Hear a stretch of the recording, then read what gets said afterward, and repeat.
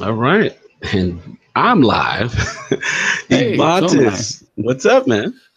Oh, happy birthday to my wife out there. So give me a Happy little time birthday, away wifey. to kind of, spend some time with her. But yeah, Mhm. still got the morning. I made her breakfast though. So I know you saw on And that Twitter the, that breakfast was fantastic. I'm coming over.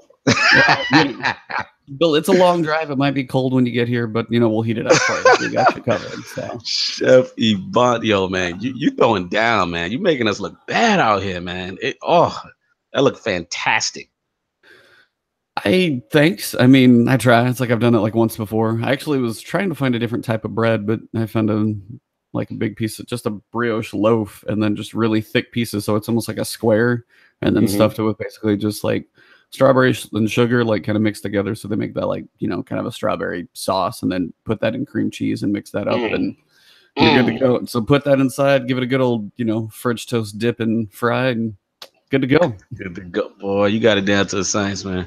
I'm Yeah. telling you, that's the new career, man. We might have to do a food podcast. Food pot. Yeah. That's just you wishing you could eat all the food I was making. Exactly. If You we ever did prepare that, it, you would and have to I'll fly be the down. tester. We would have to do Flashpoint like 50. We'd have to be in the same place. And this is you just eating all the food I created. No doubt, man. Yeah, it's for me. It's been a rough week. It's been busy, and then in New York slash New Jersey, damn AC broke, man. So I'm hurting. It's like the hottest time of year. So warning in advance if Cognito has to leave the set, just Yeah. because I have to take a phone call for some guys supposed to deliver my AC tomorrow. So I can't miss that because they might try to hit me with the you have to wait 2 weeks, and I cannot suffer in this heat without an AC. So I just a wouldn't heads wish up to that the on fans. anybody. Yeah. Mm-hmm. So yeah, for some reason, if you drop, don't worry. I'll keep us going, and You then I'm keep us sure we'll be going, man. back. I'll jump So right back in. no, we're good. We're good. So, well, guys, if you're living under a rock or just don't pay attention to Destiny news at all, Game Informer exploded this week with their Woo! full month coverage of Destiny 2 Forsaken. So there's Mhm. the full article out there, which is going to be kind of our main topic for the day. We're not going to go over everything because there's some pieces we want to leave out. If you guys want to read, we may cover them at a later date. But we want to Mhm. cover some specific topics from that one. And then just a quick brief overview of this week at Bungie. And then I'm sure we'll get off on some tangents because this article is full of stuff. So Whoa. yeah, so much. So to get started, in case you guys didn't know, Future War Cult pulled out the first victory for Destiny 2. Finally. It only took Finally. how long? 9 months? I 10 know, months? right? Salute to the 10 skills months. gang. Salute to the faction where you can get the free Wi-Fi and a latte. Salute to those dudes. They got the comfy Hey, come chairs in on. You there. got the comfy bubble chair. Yeah, you got to live the life in there, man. It's the plush life. Salute to Laximi. You know what I'm saying? It's about time. But now that's good to see. They needed one. I was surprised it went on this long. We knew in the beginning the whole new monarchy colors. That was the whole thing in the beginning. Let's keep it real. You know Yeah. what I'm saying? The royalty look. Everybody loved them shaders. So then, they forced the action with that catalyst the next week with Dead Orbit. So you figure it was time. You figure this was the week Future Warcraft had to do. If they wasn't going to do it now, man, I don't know when it's going to go down. So shout out to those dudes, man. That was a good one. Sunshots Yeah. and Catalyst in the building. Yeah. So, statistic wise, if you want to go over that real quick, it's kind of interesting, actually, but let me know your thoughts on those. Yeah, it's kind of interesting. I mean, pretty much it was like percentage of pledge players was Dead Orbit, 41%. So they got the highest pledge. But then as far as like percentage of total faction ranks earned was actually, our Future War Cult. So I don't know, divide by gift from it. Yeah, just a lot of people either, they pledged Dead Orbit. And then, like, I'm gonna say they were slacking because 42% to 37% is still close, you know what I mean? But they definitely wasn't working hard as Future War Cult on turning them in. So that's the discrepancy that I see there. What do you think about that whole, as far as the earned faction ranks versus the percentage of players, pledge players?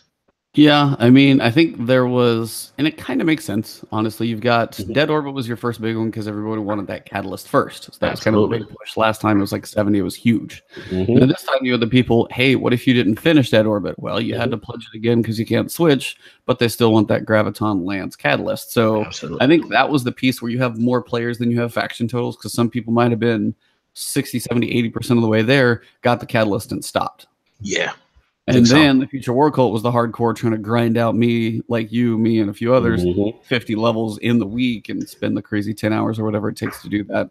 Me, for a solo person, the best thing that I found, honestly, it's like, and I tried some other stuff. I'd done EDZ and a few other things by myself with a linear fusion rifle.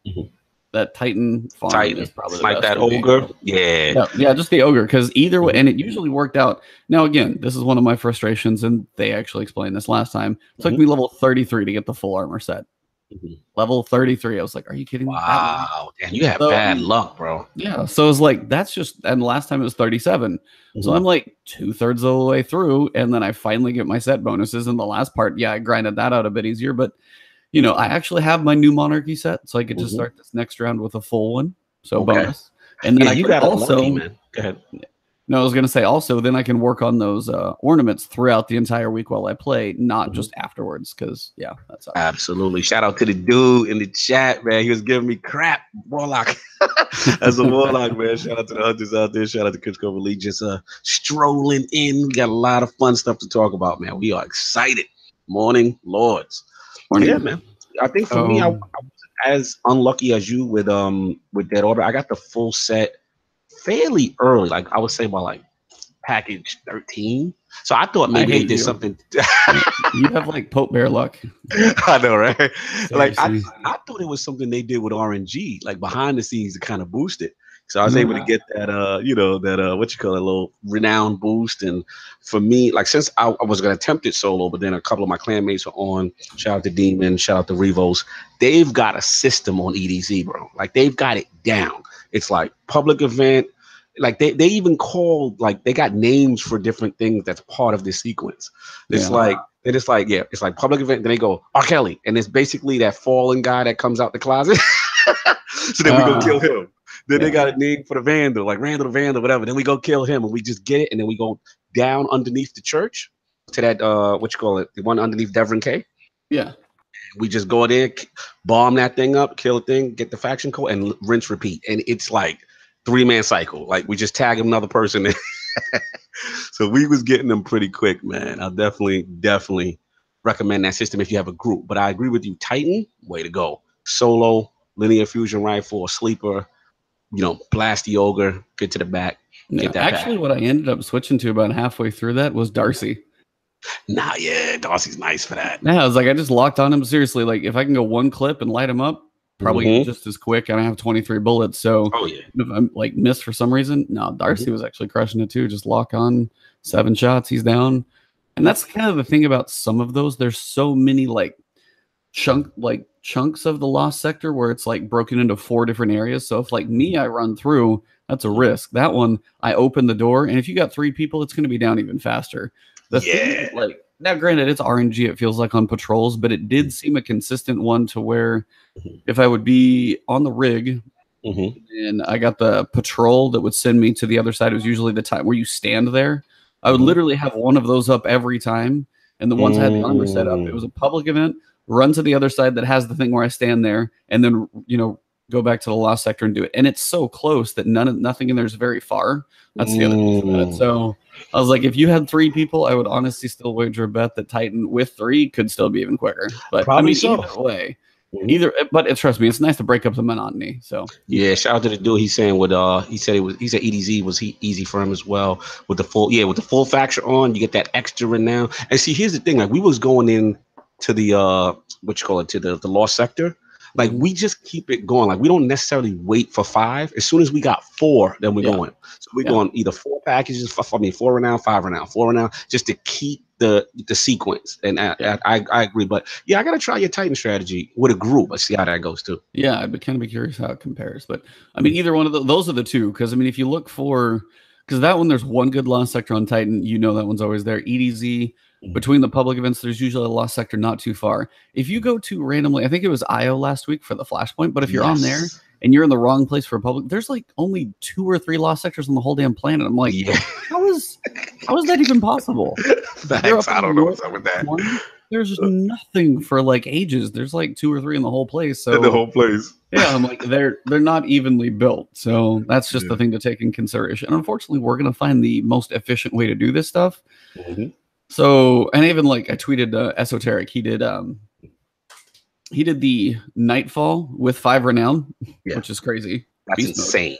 Yeah, just nuts. But on the other side, he only got 7 tokens, which is like, okay, that's still doing a strike.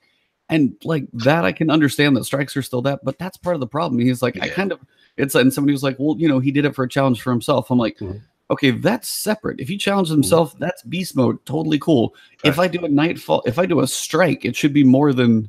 Yeah, we talked about it last Flashpoint. Yeah, we did that last time. So, I was like, I was so ticked when I played Crucible for a second. I lost and I got 2. I was like, all right, this sucks. I was like, I didn't even want to do the daily challenge when it was Crucible. I was like, I'll just go back and do Titan. It's quicker.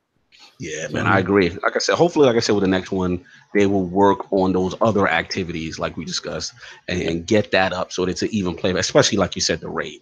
Like those things have to be. But shout out to Esoteric doing renown with Nightfalls. Like, what? Yeah, it was literally, you'd have to go through, you'd have to start on like either Pyramid. What was the Nightfall? I don't even remember what it was. Was it Pyramidian? That sounds right. Because something where you're public enough, you have to go find a public event. Then do a lost sec. Well, okay, just do a public event, maybe a patrol, do all that stuff, then go do your Nightfalls. Like, jeez. So no, that's crazy. That's too much. But yeah, lost sectors, we know they need a little work. Man, if you heard Fire Team chat though, man. Oh yeah, Destin Legary not happy about those faction rallies. He is not happy. He went in. He was disgusted. You know what I'm saying? Like, I get it. I just listen. Like I said, we talked about again last Flashpoint. I just err on the side of caution of completely removing grind, but I do agree it needs to be tweaked. It needs to be a little bit more fun, and harder activities need to be rewarded way more. Yeah, just have it tweaked to a couple different other things, so it's not just this one grind. It's like lost sectors. It's like, okay, they're only so much fun. Just mix it up. That's I think that's the common thing. Everybody wants just other activities to be equal. So. So Guardian Con is coming up, guys. If you have not heard, it's where we met. So that's right, man. Shout out to Guardian Con. I think it was number 2. We missed last year and missing this year, but maybe next year if things get back. But Guardian Con's so big. Yeah, man. At least I feel like from what I've heard, because I was even listening to Guardian Radio, they're like, man, it was feeling like it wasn't going to be that Destiny related because Destiny was on the downturn, man. That's why it was bad. That influenced my decision too. That influenced my decision because like. When they started announcing it at the start of the Destiny 2 cycle, I was like, I don't know, man, if I got to. And then once, I know you were going initially, and it was a tough call. So I just said, you know what, I did PAX this year, I did E3 this year. Did so much already. I needed a break. But shout out to the guy. Plus, at E3, I played Gambit, so it's less incentive for me. You know what I mean? Yeah. But Gambit's amazing for the people who are going to try it for the first time. Yeah, that one I wish, and there's probably not everybody's even going to get a chance to, but we'll see. If you're going to Guardian Con, have fun. Say hi to the Destiny team. Should be a good time. Absolutely. I forget what else is going. Like Fortnite, I know is going to be there. Yeah, is it Ninja going to be there? Yeah. Yeah, they got like a whole bunch of things going on. Oh yeah. So go out there, have a good time. At least Destiny is going to be a viable part of it now. I think with Bungie being there, which is cool. I think Bungie actually being part of this, like officially in an official capacity, is kind of surprising because they first didn't want it to be called like Destiny Con. For whatever reason, they had to change the name, and now they're involved. So there's some shift happening there where they've got a little more say about things, which is, I think so. Nice. Yeah, nice. So we're gonna cover this here, after we finish up the TWAB, the Game Informer article. It exploded. There's so much stuff out there. If you even aren't, a GameStop person, go buy the one episode, go buy the piece, go into a GameStop, pick up the magazine, whatever you do, find yourself a copy of this thing. Yeah, I still want to even go get a physical copy just to have it. I mean, I have the digital, but kind of want the physical. For this one, yeah, it's like one of those. I have an old one for might be Taken King. I forget which one. Whatever the couple big releases, it's a big one. So there's a lot of stuff we're going to get to in a sec. Before we get there, they do have a couple changes coming for the Raid Prestige layer. So July 17th, patch 1.2.3 is coming with the Prestige. Now, as they said. Prestige is going to be no changes to the actual gameplay itself, no mechanic changes to the fights. You just have specific loadouts. But everybody kind of threw a fit and was like, hey, for one, if you download faster, you're going to get a jump on it. And 2, they had them both at the same exact time. So 2 things. They're giving you an hour after release for Eater of Worlds. So it's now 11. And then 24 hours after release, so 23 after Eater of Worlds for Spire of the Stars. Now, people know the mechanics, so it's just going to be managing the timing of like or understanding what the weapons are and the loadout. And they tell us what one of the first week's modifier is brand new. It's called Arsenal. Yes. It's weird. That's all I'll say about it. As far as curated loadout goes, they'll give you one thing. I'm looking for my time-worn spiral. Pulses, baby. Yeah, that's what I was going to say. It's pulse rifles. So that's going to be involved. I was going to say, where is time-worn? Is that kinetic or is that... both are kinetic, because basically Autumn Wind is basically almost the same, the Crucible version of the time-worn Spire. Yeah, I used to rock those guns heavy, so I knew those two. Yeah, so time-worn kinetic pulse. So pulse will be kinetic, so get with that one. I mean, in that field, you've got decent options. Yeah, pulse is fine. It's going to be curious what else they pair, in the power slot and the energy slot. It's going to be interesting what they force people to do. One of those brutal, like you could not do. I guess you could. It'd be rough. Yeah, I wouldn't say you couldn't. Who knows what they'll do before we run out of time for that. Otherwise, for Crucible coming up this weekend, starting here in not that long, actually, about 4 hours. Couple hours, baby. Valor, any Crucible you play this weekend, since it's Victory Week, there's not too much else going on.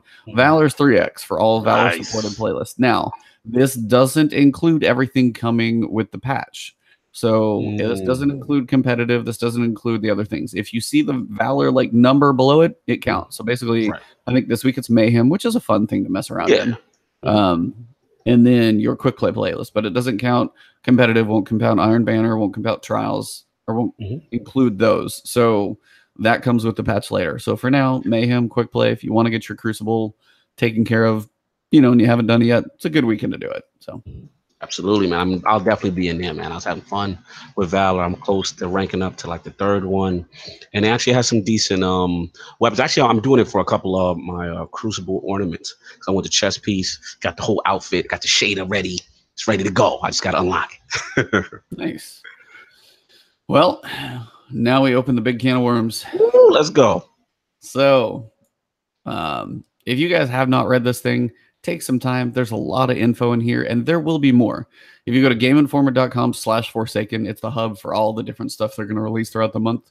So go there. We'll have a link in my description. You can as well. Click on that one. Check them out. They got a chance to sit down, and they don't get to go out and be like, some of the community people, they might go out to do a capture event. They might have like an hour or two. They sit down with them for like days for this stuff. So Game Informer always gets these really in-depth exclusives because they're part of GameStop and they have, little weight to throw around. So kind of cool that they get a little more info than the rest of us because shout out to the Game Informer guys. They really do a good job. Like they really do a good job breaking stuff down. The Anthem one last month was solid. Yeah, man. So this is the big one right here coming up. So, caveats before we get into it. We don't want to go too much into the story. Right. Now, I may give you a couple overall arching feelings about the story, feelings about like the end game in the Dreaming City. If you've heard about that, cool. If you haven't, it exists. Sorry. That's in a trailer. He said it exists. But generally, we don't want to go into the actual like story as to who's involved and what and kind of what the order of things are. But just kind of the overall feeling of that. Some of the other mechanics and stuff like that we might get into, but overall, don't want to go into like story spoilers. There's not a ton per se in this thing, but we just kind of want to avoid those in general. So we'll kind of go through this one. I'll be clicking through. You guys can follow along, and we'll just kind of cover pieces quickly. If I don't leave it on a page, you can always pause it and read it. But if I move fast, then there's a reason for that. Let's do it. Basically, they paired up with High Moon Studios. This is the big one. So High Moon, man. High Moon's been around for a while, man. Shout out to High Moon. They did my Transformers games, one of the best Transformers games. If you're a fan of G1, those are those guys. Yeah, I'm trying to remember what the name of that Transformers game was. Fall of Cybertron, War of Cybertron. Yeah, those were pretty cool. So I remember seeing just even the art style was cool. Yeah, great games. So they actually sat down. They basically paired up. Now, did they like co-develop this thing? I don't know, but I mean, they definitely got their name on the code, like on the title card. So they did a pretty good chunk. So nice to see Bungie getting help, which for something this substantial, and I'm going to say it right here and now, let's go. No, it's what I told you last night. I didn't think they could pull it out by September. I had said that in previous podcasts. I did. I was You like, did. no, We got you on the no. record. I was like, I straight up didn't think they could do it. Now, do I think they can? I have hope now. As we say, we're trying to temper our expectations, but it's getting a little rough because there's a lot of good things in here. There's a lot to be excited about. I know, and it's the same thing, man. I'm really trying to temper. I mean, we've talked about this ad nauseum, you know, from the very beginning with Flashpoint. Can they turn around? How do they turn it around? Is September enough time? And, you know, with these articles that we're about to get into and deep dive, it's just like trying to rein in my fanboy and like just kind of keep it together. Because I am so excited, man. I am really excited. I'm really hopeful. But let's get into it, man. Let's get into it. No, so yeah, High Moon, they sat down. They decided, you know, things they wanted to make. They want to get back to the hobby. They wanted to have an in-game world, which is cool. We'll get to the ideas behind that. And honestly, one of the biggest pieces, just the enemies. Yes. To get started, the enemies that we fight are different. Now, this is the story stuff, this page breaking out. There's a bit about the story, kind of the ideas you go through and what's going on there and things that may or may not be happening, but I don't want to go into too much in detail on that. One cool thing about the story, though, is there's probably, and this is a guess, there's some opening, there's a middle section which is not linear, and then they kind of will funnel you to an ending, but it's the first time it's not just like, do mission 1, then mission 2, then mission 3. There's not a direct line. There's like a kind of an opening in the middle where it's kind of do it at your own order. So which I like. Yeah, I like that. You know what I mean? It's not like forced narrative. Like you can kind of tackle things at your own. Yeah. So that's actually pretty cool. And the other pieces from what we know from reading some of this is the fact that the campaign is a build and a lead towards like the end game and towards the raid. So as you do things through the story, as you pay attention to the lore and the story of what's going on, that is building and giving you hints as to what's to come in the end game, what's to come in the raid, you know, as it leads to something possibly more. So just the fact that that's building, shout out to Lord Addict. That's a happy man, hopefully. That's a happy man right there, because that's all he wanted. And again, shout out to the dude. He's making some good points. Everyone's like, yeah, we're hoping that this lore thing's in the right direction. And like I was telling the dude in the chat, is that I'm confident because, again, you know, the Destiny Community Summit thing, you know, Mylan got in there. Shout out to Mylan Games. I know everybody wants Bife, and, you know, we all wanted Bife. But for whatever reason, they chose Mylan. And Mylan's good, man. People don't give Mylan Games enough credit. And one thing we talked about it a bunch of Flashpoints ago. He went in there, and I love the spreadsheet. And he said, "Listen, where's the lore guy in this summit?" You know, and the next day they had to bring the guy in, and then he had his almost like his not a list of demands, but like why is the story not theoretically tied to the raid? He broke down why the Taken King was good, because everything mattered. It was a sequence. You did the campaign, it led to an overarching story, and what I'm seeing now is the effects. Again, I don't know if this is directly Mylan right now, but I am confident. A little quick, but yeah, I'll probably be a little quick for all this to be Mylan. But at the end of the day, him being there, and we know Holtzman is on the gameplay side and all that other stuff, but him being there, even if like I'm confident that even if it was ahead of time, but if they wanted to stray off and make a stupid lore decision, I'm confident with him there now, it'll get scrapped. You know what I'm saying? Like, I'm very confident, because that was the vibe of the community summit when they went in there and they were talking about forsaken things that they initially had planned, and those guys were like, "No, the community would be pissed if you did this," and they were like, "Okay, let's pack this up. We'll reconvene tomorrow. All right, what about this based on your new feedback that you guys give me?" And they loved it. So that's why I got my chest out a little bit. That's why I'm confident with Lord just a little bit. Just overall, you know what I'm saying? Because they're more flexible. They're listening to what we want. And I think Addict will be happy, hopefully, based on this new direction. Yeah. I mean, it sounds like this is a good step. And then if this is their direction going forward, big. Like, if this is where they've turned the ship finally for story connections. I mean, that was kind of the thing. We had Crota get introduced in Dark Below, and then we had our little offshoot of House of Wolves and its thing. But when it came back full circle for Taken King, you're like, okay, I could see like those two kind of being a thing. And then we come back for the big, Big Daddy Batty, and he comes into play. And the fact that it just even connected 2 different expansions, the Hive escalated. We had the Taken, we had him. He was the like that growth all the way through it. He was the small raid guy, and then he like went off, and then you fought him later in the end, and everybody had that fall down moment when he steps up and he's like the size of the Empire State Building. Like those moments were really cool because that was those moments where you're like, okay, this has been building to this entire thing, and it's taken like a year and a half to get there. Cool. Absolutely. Yeah, man. So I mean, Cayde being involved. Sorry if you haven't seen Cayde. If you haven't seen that, like, if you haven't seen that, then you have been living under a rock. But yeah, Exactly. Cayde didn't make it. But the fact that like that's a character we've gotten to know like little bits here and there over 4 years now. Yeah, man. And now we got to say goodbye for a reason. So yeah, we're all going to be pretty motivated on this one. So absolutely, that one's pretty cool. But the enemies, shout out to Paul Tassi. He had a decent little article. He's like, one thing that's probably not been saying enough is the fact that the enemies, some people are like, oh, they just kind of look like Fallen. They're different. Yes. Every single one of them has different mechanics, different feels to them. It's not just like, oh, here's a hive with some snow on his back. Shot fired. I mean, come on. That's what that was, though. That was hive with like a little dusting of white on their back. I mean, okay, so when the cursed all exploded, yeah, you were chilled. Woo. I mean, it was overall very, very minimal.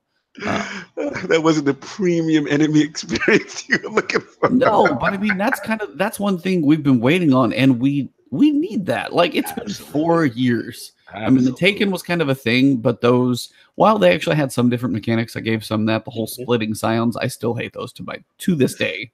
When you're doing those things solo, God, they piss me off.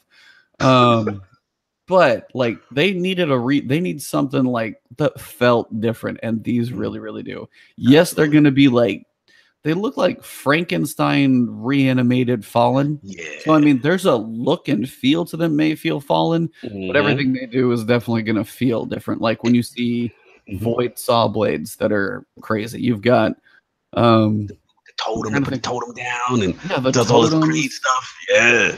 Yeah, the 3 different types of totems. If it's arc, it's going to stun you. If it's void, I can't even remember the 3 right now. I remember looking through it. Yeah, arc totems. Yep. Rubber bands, so you can't get away. Void creates a shield, so you can't damage the enemies. Solar is spinning turrets of fire. I'm like, that's a mechanic that's like solid. Yeah, absolutely. And what I like overall, if you caught the podcast from Game Informer, what they talked about was just an overall aggressiveness of the enemy. Yeah, I do. You know what I'm saying? And that to me is important. Like they're behaving different. You know what I'm saying? Because for the most part, you know, Fallen and Cabal, they'll pop their little shots. You know what I mean? Yeah, and outside of a few of them, like maybe the Cabal dogs, you know, they're not after you. Like I get a sense of aggression, and that's what these guys are pulling off. So that makes the game play different, and I like that. Absolutely. Because, I mean, yeah, they were like Cabal hide, you know, every captain, every high-ranking whoever hides. They all do, and it's so annoying. Absolutely. So these could be more aggressive and not so worried. I mean, the reanimated zombies, they apparently don't have as much of a conscience, so just the fact that if they're pushing a little more, I can't wait, man. Oh, yeah, I'm hyped. So the enemy types are a legit thing to read about. So look in the details in here. I mean, cursed thralls with a bigger explosion. I mean... So think of that. That's going to be like your scream. They're like little spider things. You've got lurkers. They carry a small shield, and it blocks shots until you hit them in the leg. So different kind of target. The lurkers, or the ravagers, they're the hunchback skulkers who charge at first sight, spinning lantern-like sensors that slam into the ground, creating a solar flame. So their lantern, I think, is actually, I heard, like their weak point, as they said in the podcast. So you actually have to hit this little moving target that's going around. Oh man, that's like, they're definitely going to be different feel, different. Just they look cool. I mean, look at the pictures. Look cool, and I that's what I'm talking about. Like I just like that they look cool. They look different, and I know we're gonna get into the barons later, but even them, you know, it's just a really cool, complete redesign of an enemy. And then lore wise, they're supporting it by saying that these guys been through, you know, reanimated and messing with all type of sorcery and things on the dark side that they probably shouldn't be, you know. And I love it, man. It feels new. That's what Destiny needed, you know, instead of always the regrinding of old assets. You know what I mean? We got these new bad boys out here, and just the whole, you know, the whole atmosphere of the game, you know. It sounds really cool, man. Yep. So enemy types legit. What's on the next page? Again, we're not trying to go ultra deep. This is the idea. Now, this might be one of the barons on this picture, honestly, but yeah, I think these might actually be some of the barons. Yeah, my barons. But that's kind of the idea. He's got a bigger version of it, but that's that lantern, and that's an escalated version of it. But these guys are going to be definitely a force to be reckoned with. We'll get to the barons at a different article. I know this is a quick click through, but these are kind of the non-linear section of the campaign. You've got basically a specific type of fight for each one of these. So those pictures were not the same. That was weird. So I'm trying to think what is going to be next. So obviously we got to talk about this. Supers. Yes, let's get to it. Let's get to it. If you guys have not seen, have not heard, I haven't done a video on it, but this is probably the best one because they're all here now. So, what classes you want, man? I'll let you take your pick, and we'll go through them piece by piece. Man. Where do we begin? Let's start from the top. You can start with the easy. You can start with the Titans, man. Like, woo, the code and command, all man. This stuff sounds super exciting. So we'll start from the top, right? Code of the commander, Sentinel. You know what I'm saying? So the melees cause explosions. All void ability damage also attaches a void detonator, and subsequent damage causes the detonator to go off and attach detonators to enemies caught in the explosion. Grenade energy partially recharged. What happened? So if you get one like group of enemies with that detonator, you just killed them all. Yeah, you know what I'm saying? And like that's insane. And then you get that recharge, and then you get the banner shield, which you can use for offense. So pretty much like the Titans in front, he's that moving shield, defense. But what's cool is your partners can shoot through that. So it's almost like pushing through. That's like the visual I get, right? Have you played Overwatch? Exactly. Reinhardt. That's exactly what that is. It's Reinhardt. Straight up. Straight up. And it's like everybody get behind Captain America. He's got his shield up, but you can shoot through. That's gonna be cool and I can see like a lot of scenarios that could be really effective of just like even like boss DPS or just trying to get through very difficult areas. I'm even thinking like raid mechanics like that. That's gonna have a lot of functionality. So that sounds cool. Then we have Sunbreaker, Code of the Devastator. You know what I'm saying? And we saw this in action from the first Vidoc, right? Where it was the Titan hammer, but the one that it's so huge and then like you throw it and it kind of stays. So pretty much you throw your hammer with the melee button, it remains in the world, risk retrieving it when it fell to fully recharge your ability, triggers health regen, very underrated. And then the more solar ability kills you get, the higher the damage, up to 3 times. And then it creates that maul that hits like earthquake and leaves tornadoes behind. And one thing that's cool about the article is how they have that fantasy section. So for the Sentinel title, they're like, if you're using the coded command, it's like you got your shield. Don't worry, my friends, I have my shield. And then with this one, it's like be the front line, crush the front line, move the front line with the Titan hammer. These are two cool. Really cool though. I didn't even catch it before about if you throw your hammer. So that's again solar. Now somebody else actually has a thrown projectile melee. So it's one of those things in a PvP situation. Say you're like punch, and they back away, and you chunk your hammer. You might die, but you might get the kill too. So like I always enjoy those throwing knife moments. But this is I didn't even catch this before. Risk retrieving it. So if you chunk it far away and you run out and pick it up, you literally have your melee ability good to go again. Yeah, but that's sick. That's cool. Crazy. But that's like going to run and pick up your arrows for a bow. Like if you shoot 4 of those and they drop on the ground and you pick them up, you get your ammo back. That's actually a really cool mechanic. Like that's a different thing that I haven't felt before. Just be nice if they did that for the throwing knife too, but maybe they will. Who knows? But man, fire tornadoes. Seriously, that is insane. Yes. So go on to the next one. What else we got from Titan? We'll go to the third one. Striker. I love how the Cal is just straight up what it is. You can describe this. Code of the Missile. They're not even messing around. So when you're airborne, melee to slam into the ground like a bunker buster and gain super energy for your trouble. So if you're up in the air, floating around, got some enemies, just hit your melee, slam down. That's cool. That's actually a nice little big crush as opposed to just like, I got to try and land in this mess. I'm just going to smash down instead.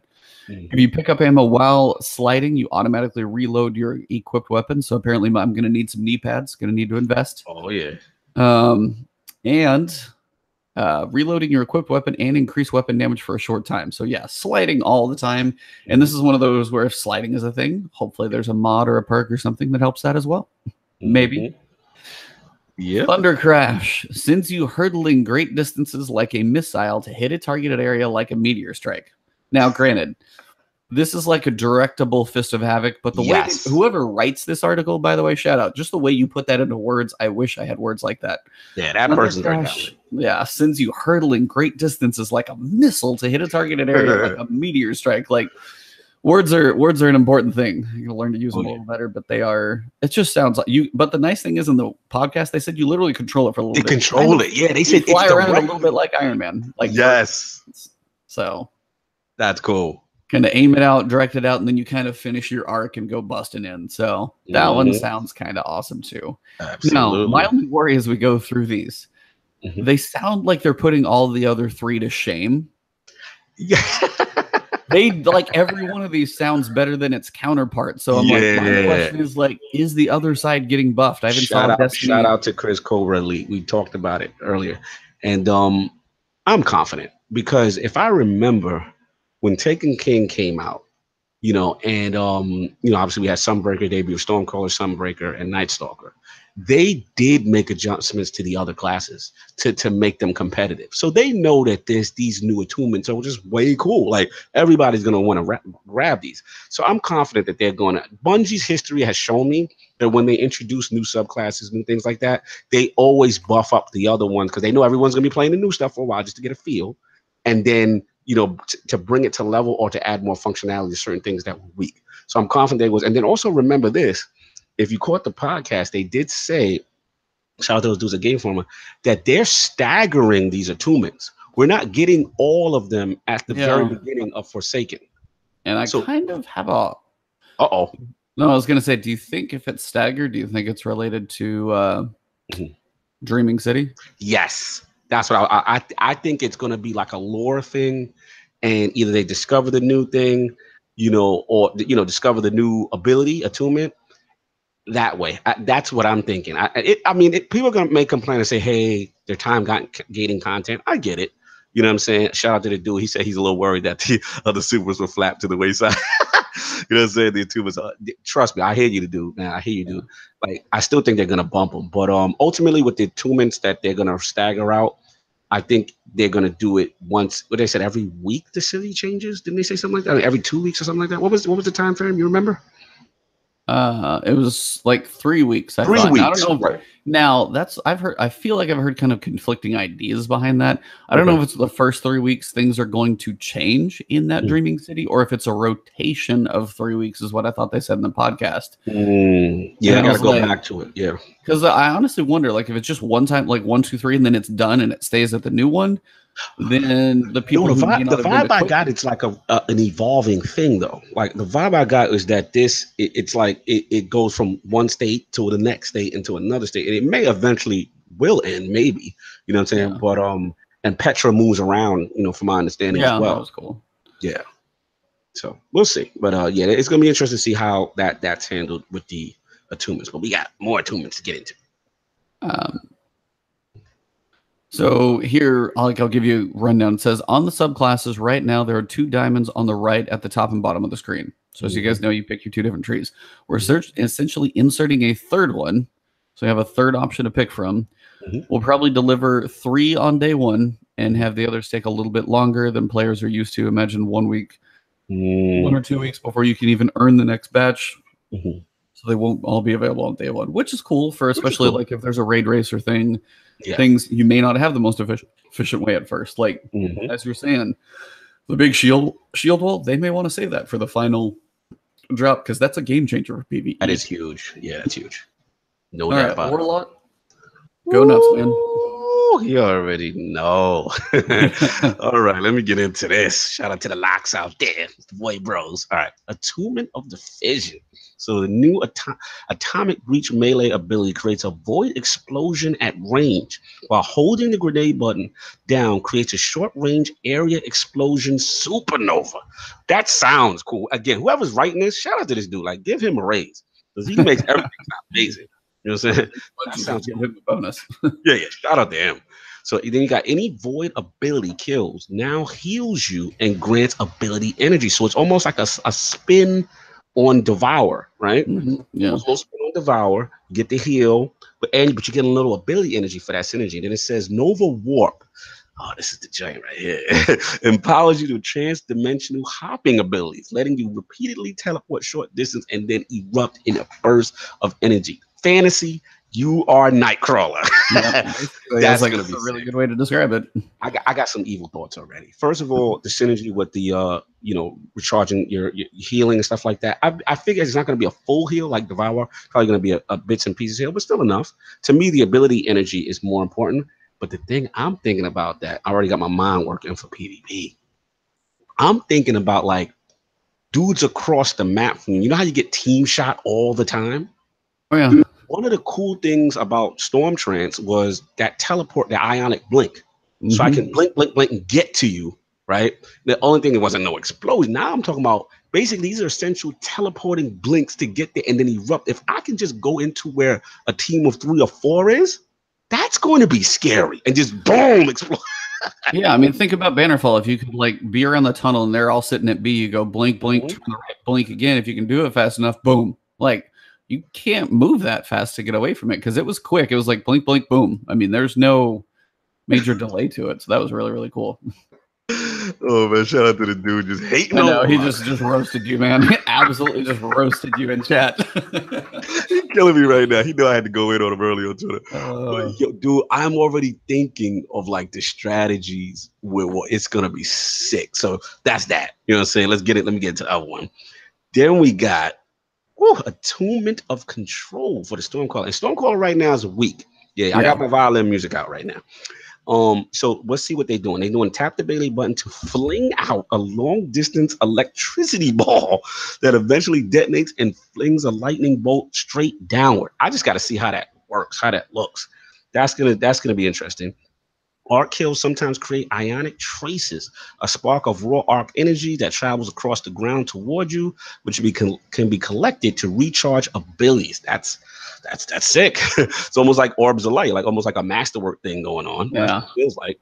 Then you got Chaos Reach, fires a long-range blue beam of intense and focused damage dealing. Now here's the key, which can be deactivated early to save any. So that I like. Say you like go dump on like there's a medium level guy and you're like, I hate holding on to my super because I'm not gonna I'm gonna lose it all because I don't need it completely. Okay, melt this guy real quick. Okay, I'll get it back fairly soon. That's smart. Fantasy, someone's been watching Dragon Ball Z. Yep. There you go. Dude, it's Kami. Like you can't tell me it's not Kami. No. Straight up what that is. Absolutely.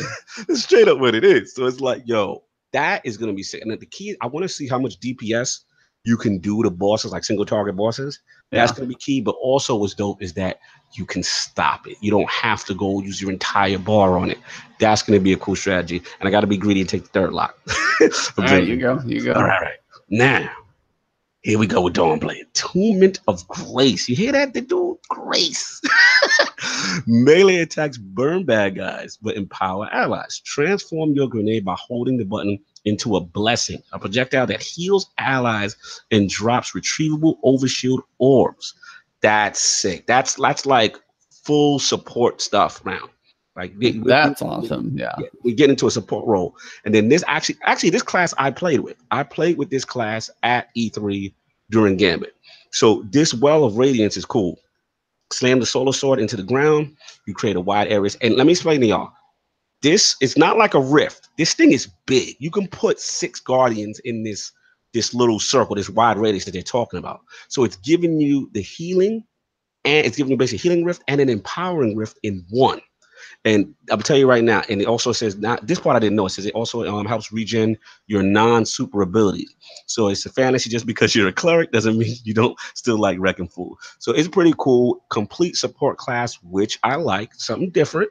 You know, almost like a, was the Titan, the old school bubble in a way, but except that you can shoot out. Yeah. And it's pretty cool. I'm really liking that whole healing people and throwing the things towards them. I think that's going to be pretty cool. So I'm excited about this from a pure support class. I like that they're tuning that. So I'm gonna let you get into the hunters. No, but I'm also impressed just to come back to a healing grenade. Yeah. They haven't even done anything remotely in the idea of like it's the the Trinity. Tank, healer, DPS. They haven't even touched any of those until right now. And this is a small glimmer of hope that I may eventually get my World of Warcraft Destiny that I'm hoping for. I mean, seriously, though, because like now here's the thing: as I sit here and think about this, you've actually got somebody who can make a bubble, like a dome of like healing and empowerment.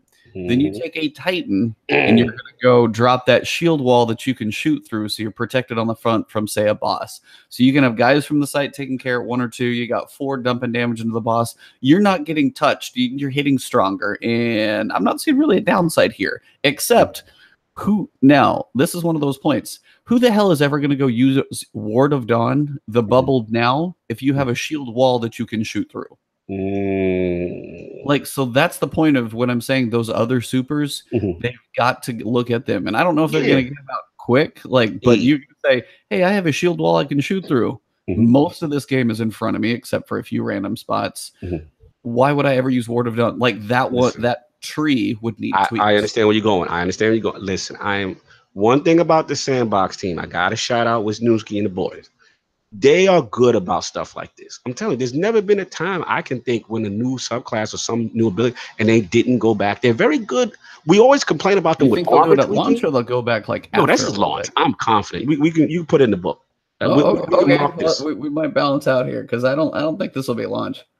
You don't think that the old subclasses? I don't think they're gonna. The old subclasses are being like done enough to make like a difference to catch up to some of these like Titan, Sentinel. Like, I mean, yeah, you can throw it, but honestly, like if you're going Sentinel, there's no reason you wouldn't do this one at this point. Absolutely, I'm telling you, they're gonna go into it. There's no way. From a balance standpoint, they know that they can't leave it the way it was. They can't. I'm waiting for those patch notes.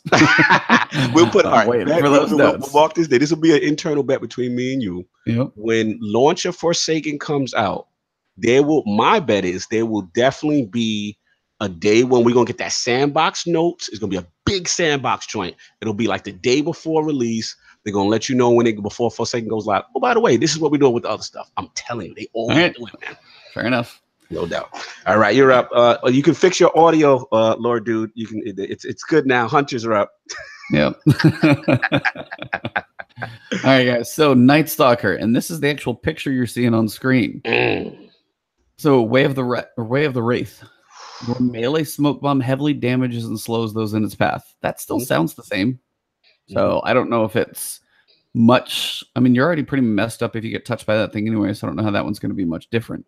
They said it's more powerful, right? It just says heavily damages and slows. It already kind of messes you up in PvP a lot, so I'm not sure how much more it's going to do. So yeah, we'll see. Nail the perfect precision kill against a foe to vanish and gain true sight. Okay, that's insane. That's insane. And so precision kill again, and you go vanish. And what is true sight? See through walls, or isn't that the one where they put the little X on them? And yeah, that's what I thought. But if you killed them, what are you looking at? I don't know. It's going to be interesting to see how they display it on the as far as the UI. But my impression is, like I said, it's almost like that Night Stalker thing when, he marks everybody, with the X. So, I mean, I'm assuming, listen, look how that's going to be so easy to proc. Think how easy that is to proc. All you got to do is get a precision kill. That's crazy. Yeah, seriously. Continue. It says it's weapon perk. So, yeah, I don't know if it's like the scope. I don't know. We'll have to know what that is later. We'll see. So what is your super? Spectral Blades drops you into a veil of shadows. So gonna be harder to see. Maybe not completely invisible, but like would be fun, kind of really cool if you went to the Ascendant Realm, like in Taken King. To slip behind foes and stab them before they know you're even there. So, fantasy, is assassin too strong a word? Seriously, go invisible. Pop your thing, go into the shadow world and go stab people in the back, go rip them up with your void swords. Like, that's cool. So cool. Void is definitely, Void, you've got your support with your tether, lock them down, hold them up, split the damage. This is complete flip for Void, which is nice to have. Which is nice. Offense for Void. Offense, baby. Yeah, that's good. So Gunslinger, Way of 1,000 Cuts, Knife, Trick, Knife trick melees fling out a fan of burning blades. Now, I don't know how far that goes, but that's just the melee. Yeah. In turn, killing burning enemies recharges your knife trick, and burning enemies also recharge your dodge. Dude, people are sleeping on that. People are sleeping. I can think of loops right there. That's it's gonna be crazy. Yeah.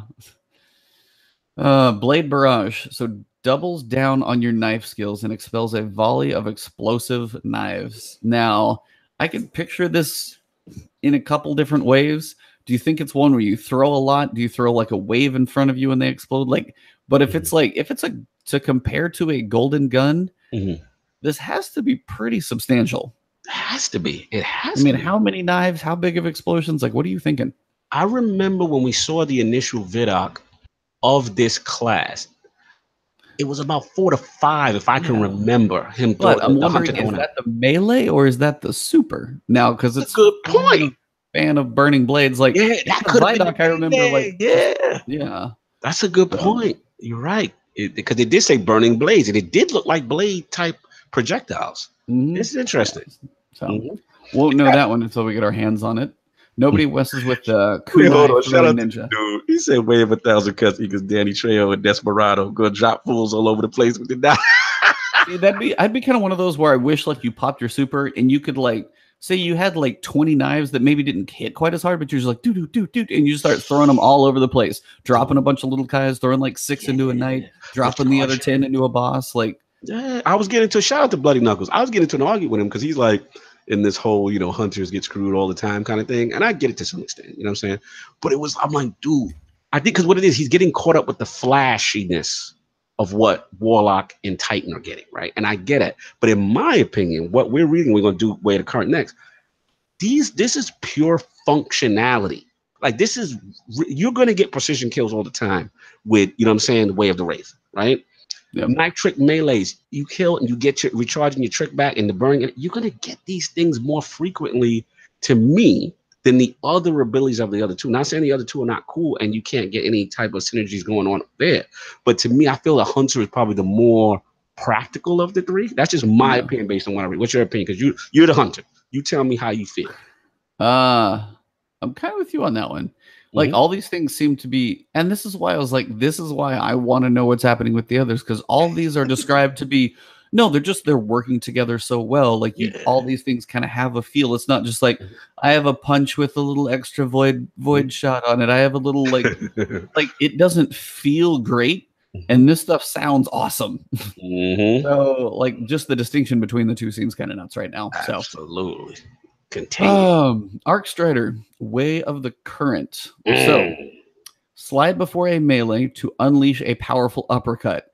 That's cool. I just want to see that happen. Just slide. Bam. Like that sounds cool. Yeah, facts. Oh man. So that and any melee hits increase your reload speed. So if you do uppercut and maybe they're staggered, maybe you got to reload, bam, go knock somebody in the face, stagger him. Say you punch a knight in the face, he's staggered for a second, reload your submachine gun, go dump a clip into him. All of your arc abilities electrify your enemies. Wow. Like that. See, that's the things. Like people not no other trees the other trees don't sound like that. Right. And subsequent melee strikes disorient them and refuel your abilities. Again, everything is refueling your abilities. Yeah, everything is synergy with them. So use your staff like normal if desired, which is kind of. But it's like I wish there was some other tweak to it. Yeah, and this is where Bloody's talking about, because he wanted this to be an original kind of super, and I get that. That I agree with. Like they probably should have gave it an original thing, like because the other one's doing it's still just the staff. Like, okay, where's my difference? Yeah, I agree. But this second part. But the whirlwind guard means that you can guard by spinning your staff, reflecting back projectiles, and tripling your staff's damage afterwards. Oh my god! How long does that last, dude? If you whirlwind, shoot stuff back. First of all, we got to test out what can you whirlwind a void. That's what I'm saying. Like we've got to test out What? How many hammers can I bounce back? Like, I want to know. I'm saying. You know what that sounds like? Remember when Rods of Iron came out and they had them little, remember them, the medallions? What were they called? And there was one that allowed you to reflect back a super. I don't know if it was Radagast or one of them ones. Yeah, with the sword. Yeah, the shield block. Yeah, the shield block. The block with the sword. Yeah, yes, it was, that's what this sounds like. They're not. It doesn't sound like they're restricting anything. So we saw in the Vidoc when he did that pole twirl, anything that was shooting was getting thrown back. Yep. So we got to see like that. I know all shout out to Fallout Play. All these guys gonna be putting this to the test. You know what I'm saying? Oh my god, yeah. What works? How many shots can you take? How much can you fire back? Like, seriously, that is gonna be kind of nuts.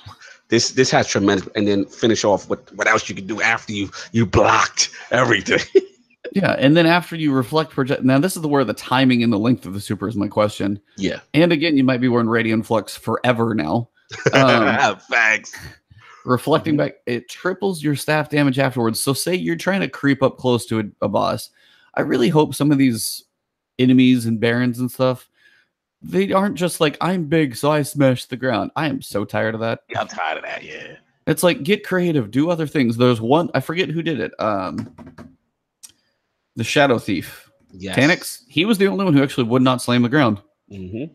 So I wish more would do that. Darth Maul has some amazing moves. Exactly. So, I mean, complete spin and it's like, but you spin it, you get close, and then you turn around and do a triple shot with that thing a couple times just to finish it up. It's like, damn. Like, this has a lot more. For PvP, the implications are huge with what you can guard. Mm-hmm. If you hear somebody pop a super and you got a team behind you, just rotate this thing, throw it all back at them, and then they can just turn around and just mow them down. Insane.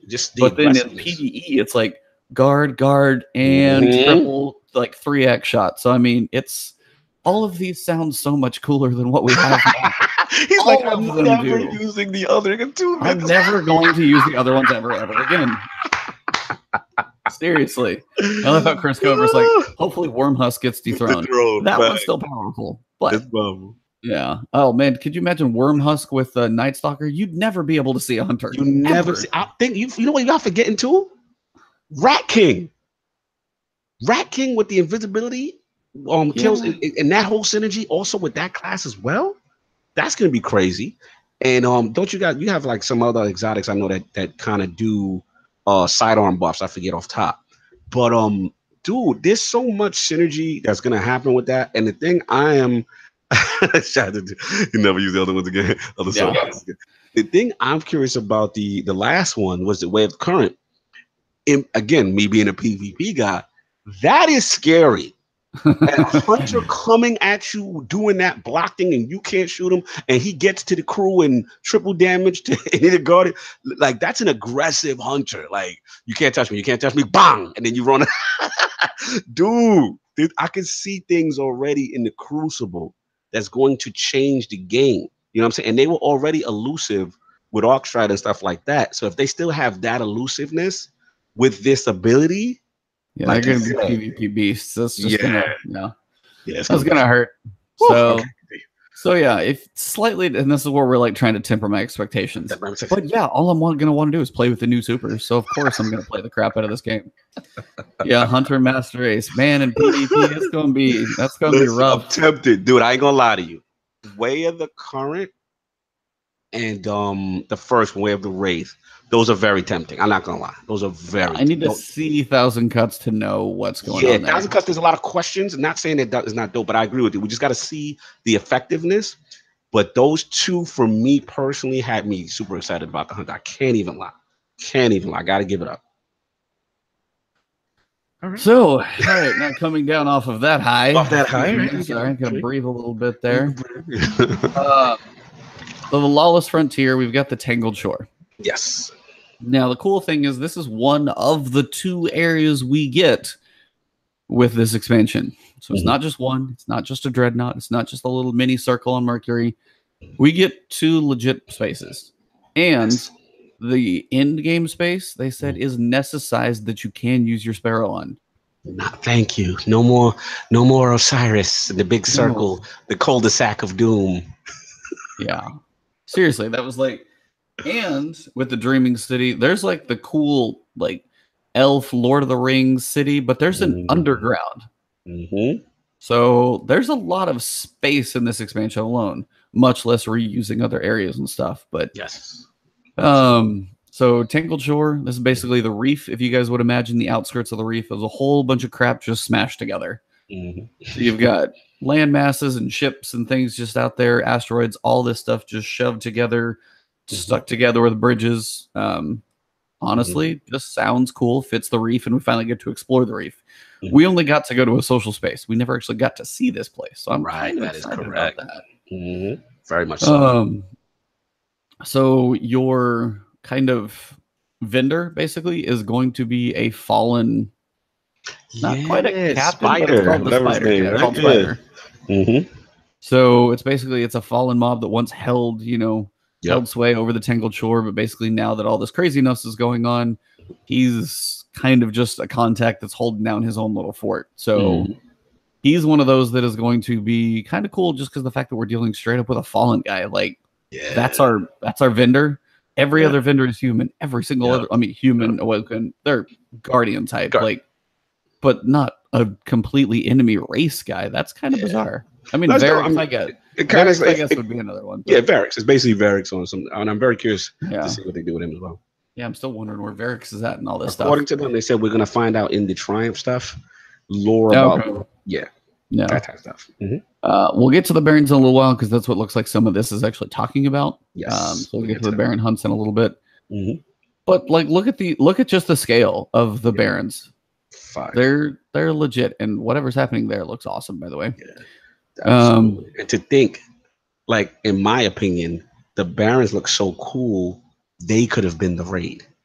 Yeah, you know what I'm saying? Like the Baron, an 8 boss raid against all the Barons. That would be sick. That would be sick. So to think, you know what I'm saying? Like this is really, really tremendous.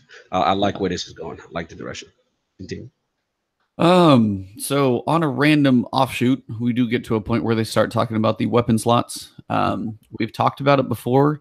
The biggest thing it sounds like they're probably going to have issues with is the ammo, and they may even have to play with it for a little while and tweak that, is just the ammo balancing. So if you have, a kinetic sniper and it uses the green type ammo, and then you've got an energy thing, if they both use the same ammo, then that's where you're going to be like looking for those bricks.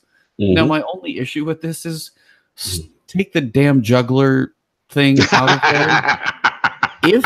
If it's already going to be hard enough and you want to have some freedom how you play, don't put that like fake juggler mechanic that's out there 66% of the time. And if it, like, take that shit off. Excuse me, but take it off.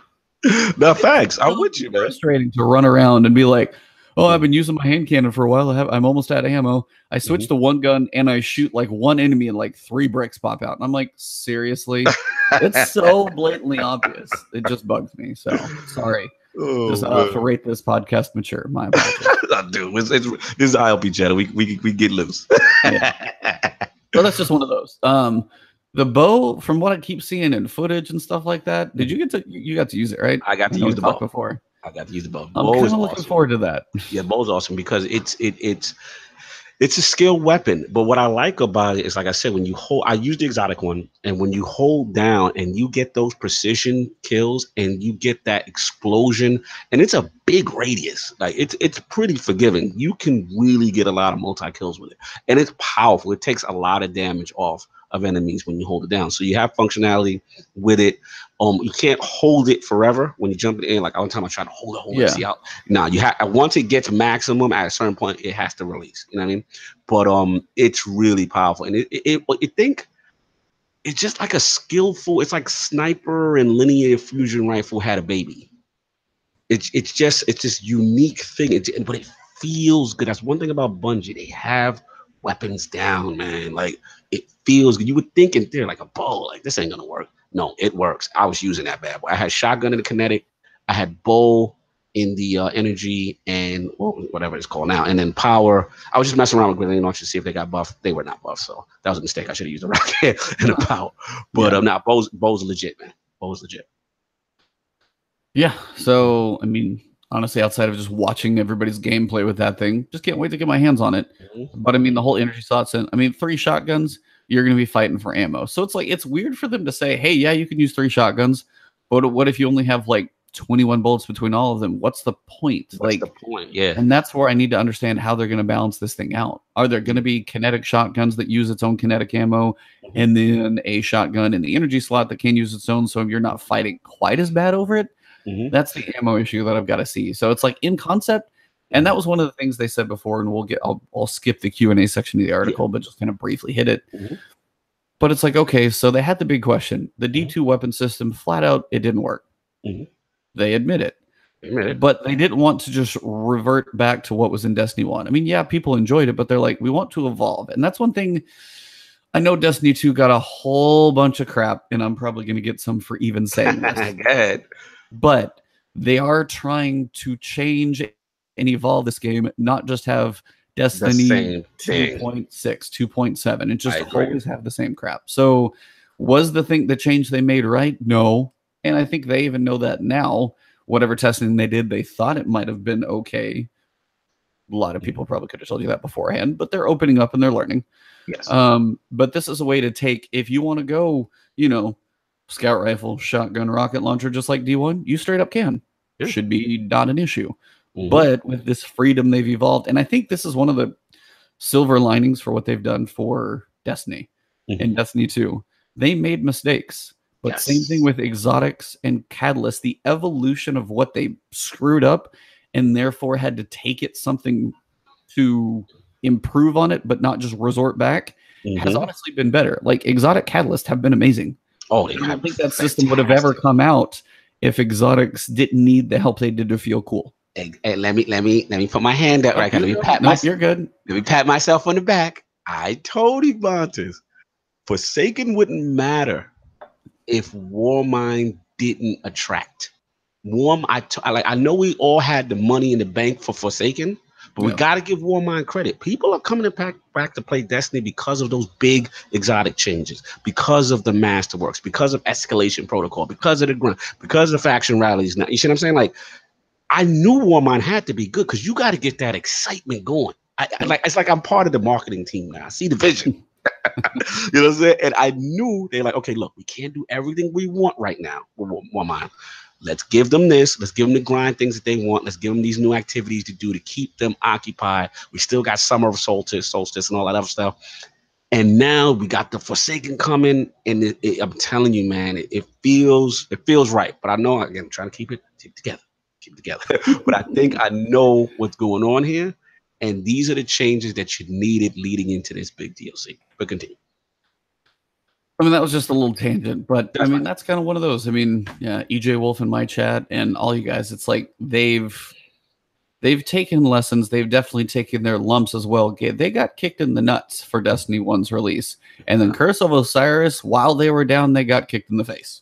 Like they got hit hard. And that's why it's like January was this like turn. Somebody somewhere was just like, do what you have to do. I don't care if it's talk to the community every day. Tell them what you're doing. Listen to them a lot more. Bring them in here so we can figure out what they really want. Like this thing has to work and survive. And they've done everything in their power so far to do that. Absolutely. Absolutely, man. Shout out to about 500 to 1,000 people that I would love to shake hands with someday. Just ever walk around with that studio. But I was like, so many awesome people. And without a doubt, people that pour their heart into this game. Absolutely. You got to give credit where credit is due. And, we said it time and time again, if they could pull this thing off, it would be them. But just the fact that it's going in the right direction, just from how awful things were. I mean, we were the most hardcore Destiny guys, and we were pissed off, and we weren't playing. So to see this thing, you could see the turnaround maybe starting to happen. If they can pull this thing off, man, it's probably Destiny one of the only games that kind of like can do something like that, right? Because even D1 had the rough start, and it's just a funny ride, isn't it? Isn't it like I mean, D1 year one was a funny ride. Yeah. Like, if you write a history like Jason Schreier, he already did one before, just put the whole history together for us so we got it. But, I mean, D1 year one, like, I mean, Trials basically, because I can't even remember when House of Wolves launched it. I feel like it was like March, and we had 6 months or a long time till September came for Taken King. Trials kept it alive, but I was like, D1, we were just like, you had the etheric light, you had the leveling, and then some of the stuff didn't carry, and there were so many mistakes. Like, It was a mess. Dark below PTSD. That was in my chat. Yeah, we was at PTSD, man. It was like it was me. Only a shout out to the dude. Shout out to Short Pause Game Podcast, because like us, they were the only guys doing Destiny stuff. Like everybody abandoned, and rightfully so, right? It was the Dark Ages in this place. Shout out to he says, man, I can feel the love for Destiny in here. It feels like home. It's home, man. I listen to you guys too, man, and it's really good to see, you know, this payoff for this loyalty and them actually listening. So let's just hope this thing continues to go. Yeah. So I've been sitting on this page long enough, so you guys probably got to read it, and I didn't anyway. Point. But yeah, long point for sure. So you got more of the Barons in here. It's not a planet. It's not a moon. And this is talking about the Tangled Shore. Yes. It's a floatsome, a jetsam, a collection of asteroids that are lashed together with grappling hooks, cables, duct tape. You can look down and see the abyss of space. That just sounds cool. Like literally walk around and be like, and there's space. Like, oh, don't fall. My brother's going to hate this, by the way, because he's not a platformer type guy, not so much on the jump thing. So, especially as I heard with what's in the underbelly of the Dreaming City, they said a lot of platforming. He's going to hate his life, but you know, I'll pull him through. So we've got, and some of you guys may have like watched the video, like the story trailer from Game Informer. We've got couple new public events, which sound kind of cool. There's almost a horde mode type one with a couple different waves of attackers and things like that. It's called the Cryo Cell. So you get different waves where like a pod from Prison of Elders crashes down. People are trying to get to it, so you fend them off, and then finally the boss will come out. So kind of a cool concept to that one. But there also looks like, at least from, again, people picking apart videos and frames, there looks to be another escalation protocol type thing coming. Yes. That's the vibe. We're still getting another type of mode. And according to the GI, was the Game Informer guys, they were kind of talking about it, and I hope this is the correct one I'm talking about, where it's kind of like the way they described it was like the actual area is like almost poisonous, or you know what I'm saying, like you can't walk around in it. Yeah, was that the underbelly of the City? Maybe I'm getting confused with the modes, but it's one of these modes that it's kind of that kind of mechanic, and then bosses, and you kind of have to create your path through this like very poisonous kind of area where you can be killed by the actual environment and then still have to deal with bosses and stuff like that. So yeah, man, it definitely sounds really cool. Again, more modes. This is on top of Gambit, right? This is really cool stuff. I like what I'm hearing. Like it feels Taken King-ish. It seems like there's going to be a ton to do. Yeah, I mean, they even said like, I found the lost sectors of the Tangled Shore to be more nuanced than most you've seen until now. Just the fact that they put, like, we know lost sectors need some help. So, for sure, there's an underground fallen hideaway that involves a black market fighting ring, cages, vicious war beasts. Like, I mean, just the insanity that's going on in here. It's like the Fallen and the Awoken and all that. It's so crazy. So. Absolutely. So they got more on the new weapon slots. So gist of what we got here. For one, this is a new exotic. If you haven't seen it, drool. Just drool. It's basically a gun that shoots in like multiple different directions, kind of like a mini spread. Yeah, they just find it as like the Contra spread gun. I thought that was cool. Yeah. So, and this is where I was saying they wanted to evolve from Destiny 1. They didn't want to just copy it or regress back to it. So how's it work? Ammo type is no longer directly tied to weapon slots. Instead, ammo type dictates the power of the weapon and the relative rarity of finding that ammo type. Weapons using primary white and special green ammo can either show up in kinetic or energy slot. A weapon in the power slot still uses heavy purple ammo. I'm still going to call it heavy ammo till it's heavy for life. Many weapon archetypes now have moved out of the power slot. So shotguns, fusions are the big ones that I can think of. Yeah, it looks like pretty much we guessed it right. Like everything that should be in the energy slot, out of the power slot and now into the energy slot is fusion, snipers. Now, the only thing I saw, when we get to it, I saw 2 different type of grenade launchers.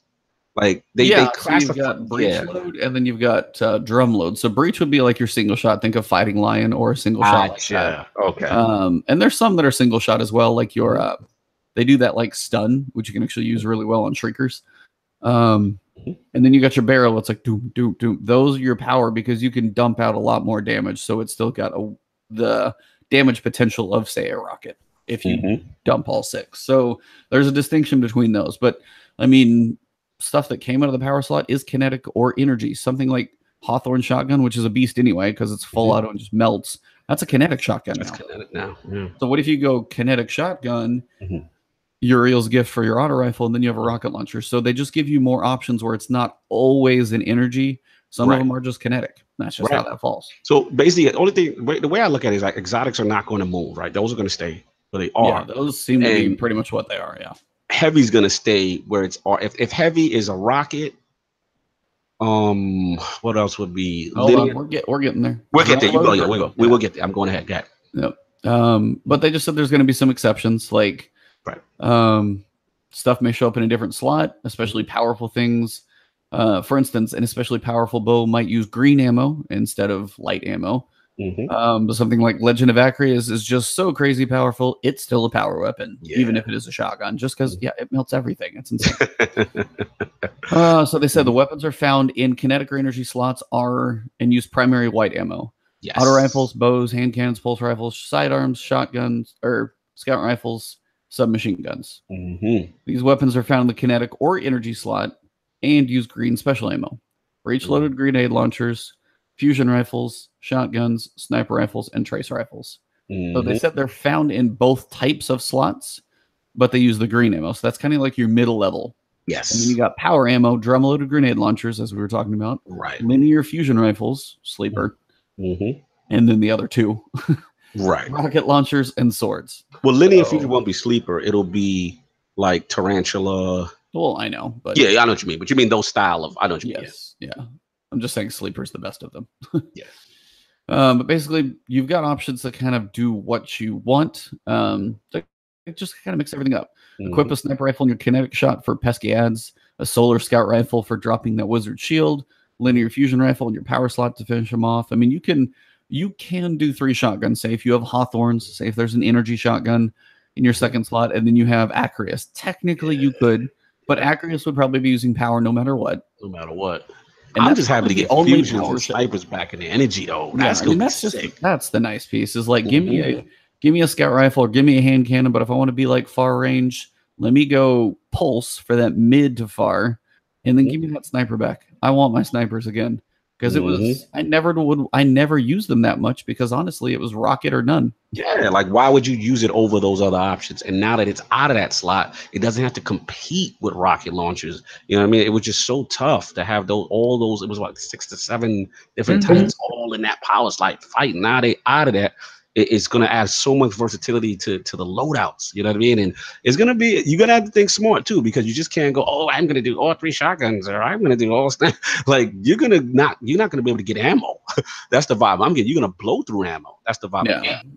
Like you would have to have a real specific purpose to be like, I'm going to be the warlock support healer. Right. If anybody gets close to me, then I go shotgun, kill him so I stay alive. Like, but see, this is the point. If they actually get even farther into this whole, like, hey, I want to be a support class. Hey, I want to be a tank. Like, you need a little more of that. And then you can have crazy ass builds like that are going to give you a purpose. Right. And I'm going to hang back. I'm going to be healer. I'm going to chunk those grenades from far. Let me get some perks on my armor that get my, healing grenades back quicker. So I'm like helpful support, but I can protect my butt if anybody gets near me. Like that's your sole purpose. You don't need absolutely. Yes. And the thing I'm thinking about is think about raid encounters, right? Where you have people who sometimes don't do the mechanics of the raid, but they kind of hold down parts or just do things to keep ad clearance and whatever. Like that's where those guys can have those kind of wacky loadouts, so to speak, and they can just specialize in doing that for the team, right? It's going to open up. It's very exciting, the possibilities that this opens up. Yeah. I think this is really cool. Yeah, if they don't nerf the ammo too much that it's like not viable to have some variety, if they give you enough options with the ammo, I want to see. I think you could have a lot of fun with that. Yeah, I only nervous about, again, because I'm the Crucible guy. No, well, I mean, and that's kind of the EDP. We got to see how that's going to go. Because I'm just getting like, I mean, it's going to be a mess. I feel Witcher's lying, scared, fear in my heart a little bit with certain things. We'll see how it goes. No, I mean, for sure, I feel you on that one. Yeah. but didn't you have a lot more fun in PvP? Oh, absolutely. So I mean, like, just the insanity, even if it is like, I mean, one of my friends still says he loves the Last Word shotgun era the most. Oh my god, yeah. Some people love that. But it was, he didn't even use last word. It was just the fact that there was a meta you knew. So it's like, we'll see. But I mean, that's kind of one of those things. Shout out to Cactus. Yes. Anthem. It's one of those things. The game doesn't have to worry about it. If this was just a PvE game, raids were cool, and they could draw a line in the sand where PvP had some separate things to it. They always want everything to feel the same. And I'm like, come on. Like, you have to be able to divide and conquer. Yeah. So hopefully they can balance the two. We'll see. I don't know. We'll see. It's going to be hard, but at the end of the day, it's like what we said before when they started bringing sixes back and making the recharges of the supers. They went Destiny 2 launched with that super balanced mentality for PvP and ultimately became slow and unfun. So even if these things come back and it's a little chaotic at first, to me, it's better than the alternative. If people find ways to get, you know what I'm saying, like little metas and stuff like that, at the end of the day, it's those people are still having fun doing those things. Even remember when Prometheus Lens was broken for a while, people were having fun with that meta because they were just they were going crazy. So at the end of the day, yes, there will probably be some tweaks to certain things, but to me, this is still better than the alternative of what we had at the launch of Destiny 2, which was this fake competitive balance when you're supposed to be this powerful guardian and let people have fun. You know what I'm saying? Like, just let people have fun. So we'll see how it works out. Yep. So yeah, weapons will be interesting. And it's like, I'm only going to know until I get my hands on it. But if I'm just like, yeah, I'm going to go pulse. I can throw a fusion rifle in here. Hell yeah. So I was like, I'm just looking forward to that. So absolutely. Some things are honestly just going to change when you log in for the first time too. Yeah. It's going to be like, Hawthorne's is no longer in your power slots. You go check dim, and it's like, oh, it moved. So we got Cerberus 1. Basically, it's a Frankenstein of a weapon, kind of a hodgepodge together, leaving the barrels literally all look different except the bottom two. But like that looks like that looks like they ripped it off another gun that I've never seen before. Yeah. Those look like little minigun shots. It shoots all 4 directions at once. Now, I don't know how wide that spread is going to be.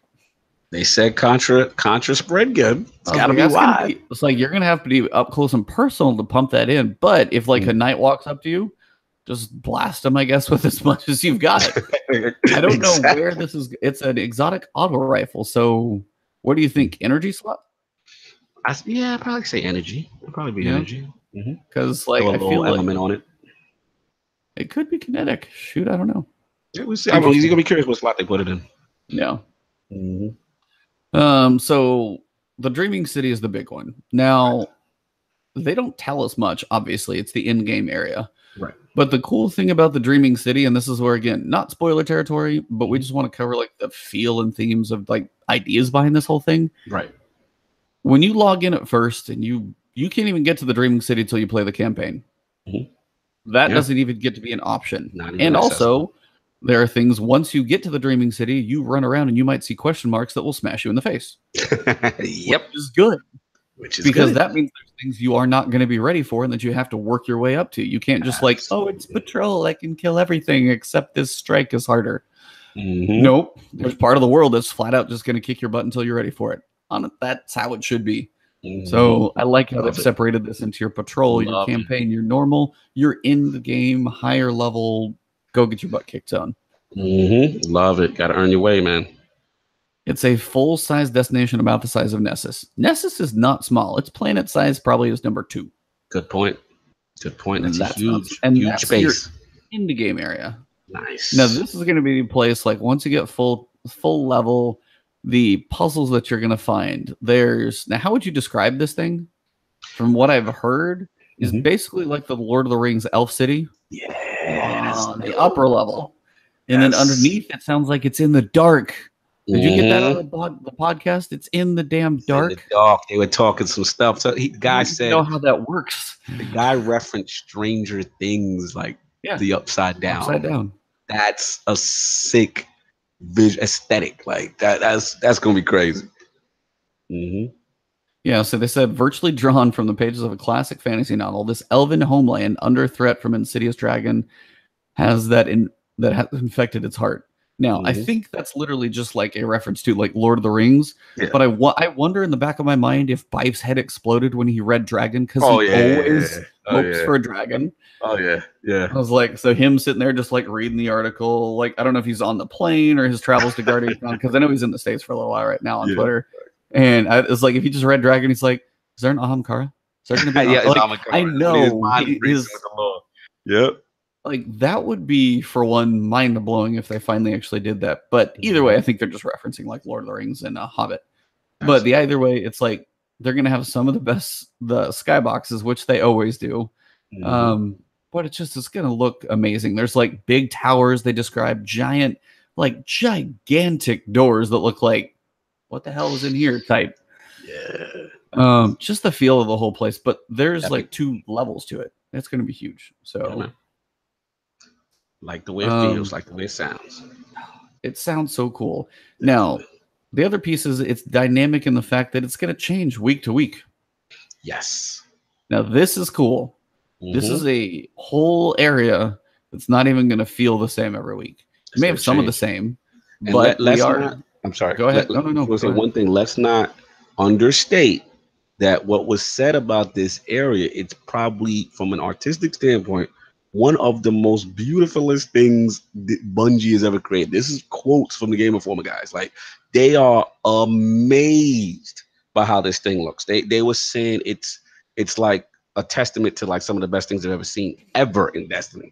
So that got me excited, just from the world standpoint. Now you're talking about evolving, and you know what I'm saying? Like, it's over. And the fact we can't even unlock that until we get through the story and the back. Like this, they're going for it, man. This is the type of stuff I want to hear. I love it.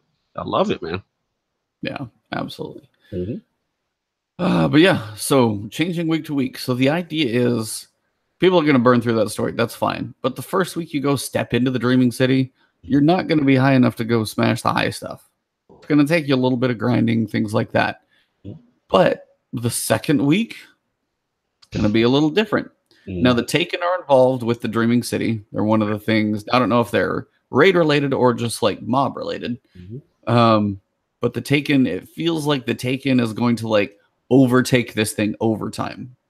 I don't know if it's going to be a continuous struggle where like week by week it goes like, 1, 2, 3, it like climbs in the amount of takenness and then it falls back down and fades back and forth. I'm hoping it's on a cycle. I'm hoping it's not just 1, 2, 3 and you're done, because that'll kind of suck if you miss it.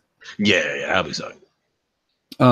But like as Taken is going to overtake this thing, things are going to be different places. Your vendor is going to move. The whole patch is going to move. They've never done that. They've never moved a vendor outside of Xur, which he's a whole different animal that needs fixed. So. I love that 113 questions with him though, where Scott's like, this is the little Xur symbol, his little fingers on his face. He's like, well, yeah, this is the international symbol for Xur. I was laughing really hard. Yeah, that was funny. That was funny. Scott is a guy, I think if I could take him out for drinks, I would probably just be laughing half the time. So absolutely hilarious. That part, that segment was funny. Yeah. 113 questions. Half the questions are ridiculous. Get a few tidbits in there, but overall, just a fun little blip. It's a fun thing they need to give But yeah, so here's your picture. Look at this. This is the Dreaming City. So you've got this like giant tower, which I think the big tower is what they mentioned the raid is going to be related to. Yes. So that'll be cool. You've got Petrovenge. She's back. We miss her. Yes. Beast mode. And then also you've got the Taken. They're the ones who curse the environment, and that's the thing where they say it's going to change over time. But they also said this is the new tower defense style public event. Got a public event in an in-game world that's probably also not going to be easy. Right. Loot caches provide offerings to take the blind well, and this is a vast cathedral of an arena where 3 to 6 players can confront a new take on a wave-based fights like Court of Oryx, Acheron's, Archon's Forge, or Escalation Protocol. So this might be the blind well for the Escalation Protocol. Yes, that's what I'm thinking too. Yeah.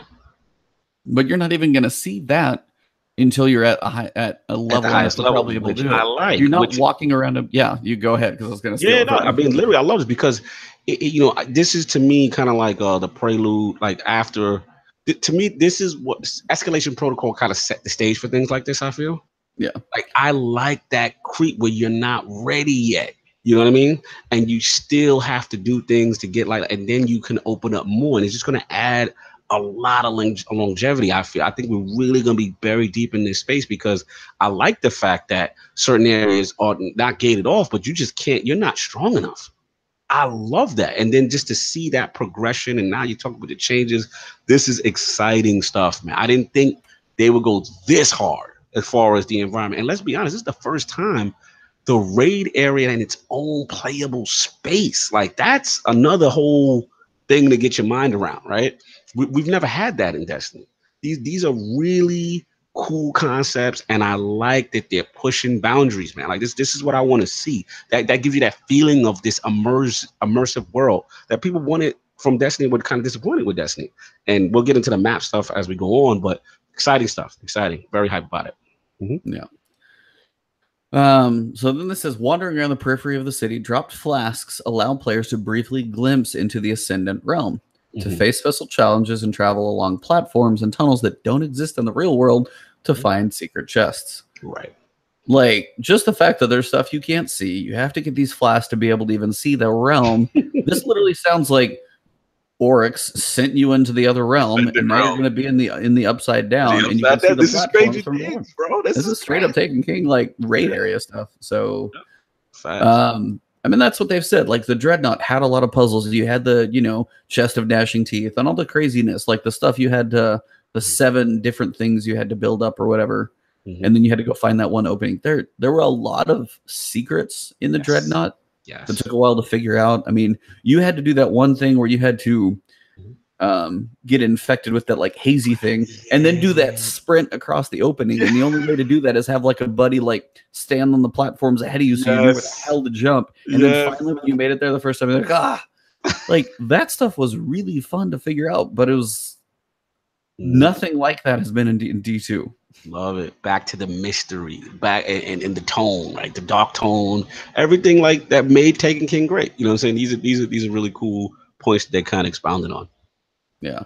I mean, Kronos in my chat said, he's like, the way D2 launched, they really need to give this their all. And I think they honestly have. They've given it every single thing they can possibly get. Trust me, I'm trying to keep expectation. I'm trying to temper. I know. It's hard. It's hard not to get fanboyed out right now. It's hard. Like, how much do you love this game? Way too much currently. Clearly. Yeah, I was like, my head's gonna explode reading all this stuff, and we got more stuff to come throughout the month. So like, this is the big info dump. So so just the fact that you can do that type of stuff. They said the early versions of the game meant players couldn't glean their ways into all. So you can't actually find everything. You can't see everything until later, because it's going to change in different weeks. Like the Ascendant realm may be different in a second week. There's certain things you can't find. They won't even be available for week 1 or week 2. And that's where they're saying, like, maybe it's our powers that we're able to get from here in different weeks in different places. That's what I'm thinking. Yeah. Because they said it could be a week, but he said like a week or 2. And it's like, if it's on a weekly rotation, maybe it's just like a time gate. I don't know. Maybe we'll see. But yeah, there's certain things. What about exotic quests where you have to go through a full 3-week cycle just to get all the pieces? Like, first go find this chest, take this back to Zur, and then weekend. Okay, Zur's like, okay, go find this. You're like, well, crap, I can't find it. Somebody on weekly reset is going to go do it again, and like that is going to be kind of crazy. So this place sounds like it's going to be on a weekly rotation. But on a slight aside, your other milestones are on a 4-day rotation. Yes. Correct. So it doesn't feel like just, oh, I'm done for the week. Your week starts probably whenever you want it to. Literally. Yeah. My weekly reset videos are going to be all over the place, by the way. You're going to that's you, buddy. Content creator. Oh my God. I'll never keep up as a solo person. I'll try. And that's my only thing, though. It's like, I know some of you guys enjoy ours. We have our discussions and things like that. And some people just enjoy my content. But I always wonder, it's like, is there a point in me doing some of these things because I know 6 other people have done it because they don't sleep and they don't have other jobs? This is their job. So if I get to it later or I do these other things, sometimes I wonder if there's a point. But I feel like if I did a raid guide in my style, there'd still be some that like it. I may not get that many views, but I still have my solid fan base, and same as you guys over there. So it's one of those. So yeah, it looks awesome. Like that skybox. Yeah. I hate how awesome some of that stuff looks. Like those artists. He was asking in the chat. He said monsters are definitely changing to a 4-day cycle. Yeah. Yeah, that's crazy. Yep, that's it's later on. So you got a Q&A with Christopher Barrett. Yeah. Just chill man right there. Just crushing it. So what does it mean to be a director? He's at the 30,000-foot level. Has there been a shift in how your team organizes? They just want to be able to have a clear roadmap. And I think we've seen that. Yes. Is the fact that we see a roadmap of what's coming, what they're working on, and their communication. It's like their product managers have to work on their like tickets, but we actually, as the public, get to see some of that, which is kind of bananas. Most of the time you don't ever get to. So that's actually really cool. Yeah.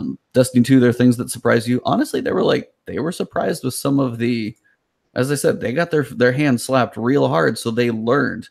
So Escalation Protocol, like that was probably built from some of the ground. They probably had the Mars space, but they're like, what do we do with this? And I just want to jump in on the new mode, the modes that they're talking that kind of like mimic Escalation Protocol in Forsaken. If you caught the podcast, one thing that they did say, which I'm very excited about, is unlike Escalation Protocol, where it's so hard to kind of get that big group together because they don't have a proper matchmaking system in place. They didn't say they would have that, but they did say it would be much easier. So there's something in place from an instant standpoint that's going to make us able to do, because we know Gambit has full matchmaking. We don't have to worry about that. But I'm talking about these other little activities that kind of mimic Corridor of Oryx style things and other things where you kind of group together in these environments in the, in the city, Woken City. That is cool. At least the effort is being made. Like, look, we listen to your feedback on that, and we're still going to kind of put some things in place to kind of assist with that. That's all I'm asking. Yeah, just a little bit, just to acknowledge that, like, I know sometimes they seem hell-bent that this system has to be the way it is. Now, they got a question about guided games, and that thing still sounds like a train wreck, so that doesn't seem like it's getting a whole lot better for now. But generally, they're listening to some systems, either they've locked them in system at like in the code, like deep down, some must be code based, change. But like they're trying to change everything they can. And that's, I think, where you start seeing limitations with code or the engine or systems they've built of what can and can't change. But they're definitely trying to change as much as they can. Absolutely. So and here, I mean, this is a really good question. How much community feedback do you listen to? And that's a hard thing to do, because sometimes Nintendo is one of the best at this. You don't even know you want something until they give it to you. And that's like Breath of the Wild is a prime example of that.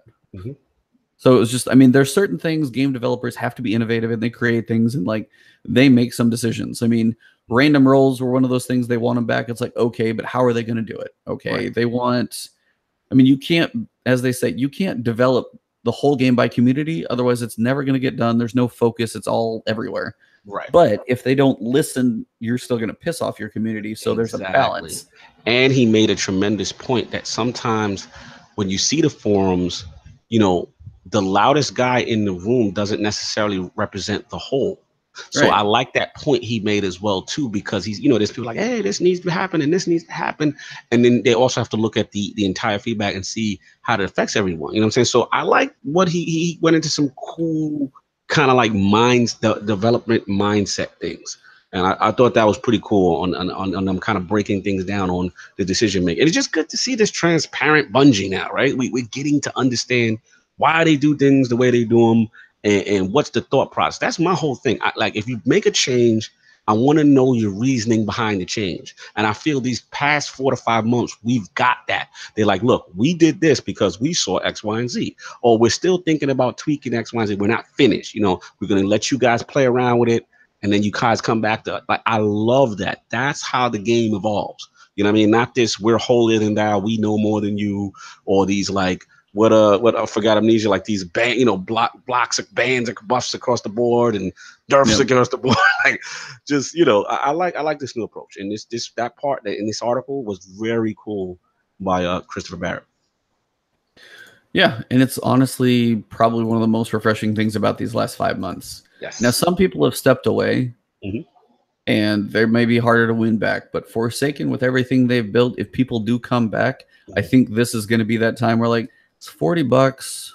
Now, what I need to understand as a side note, sorry, we'll get back to it.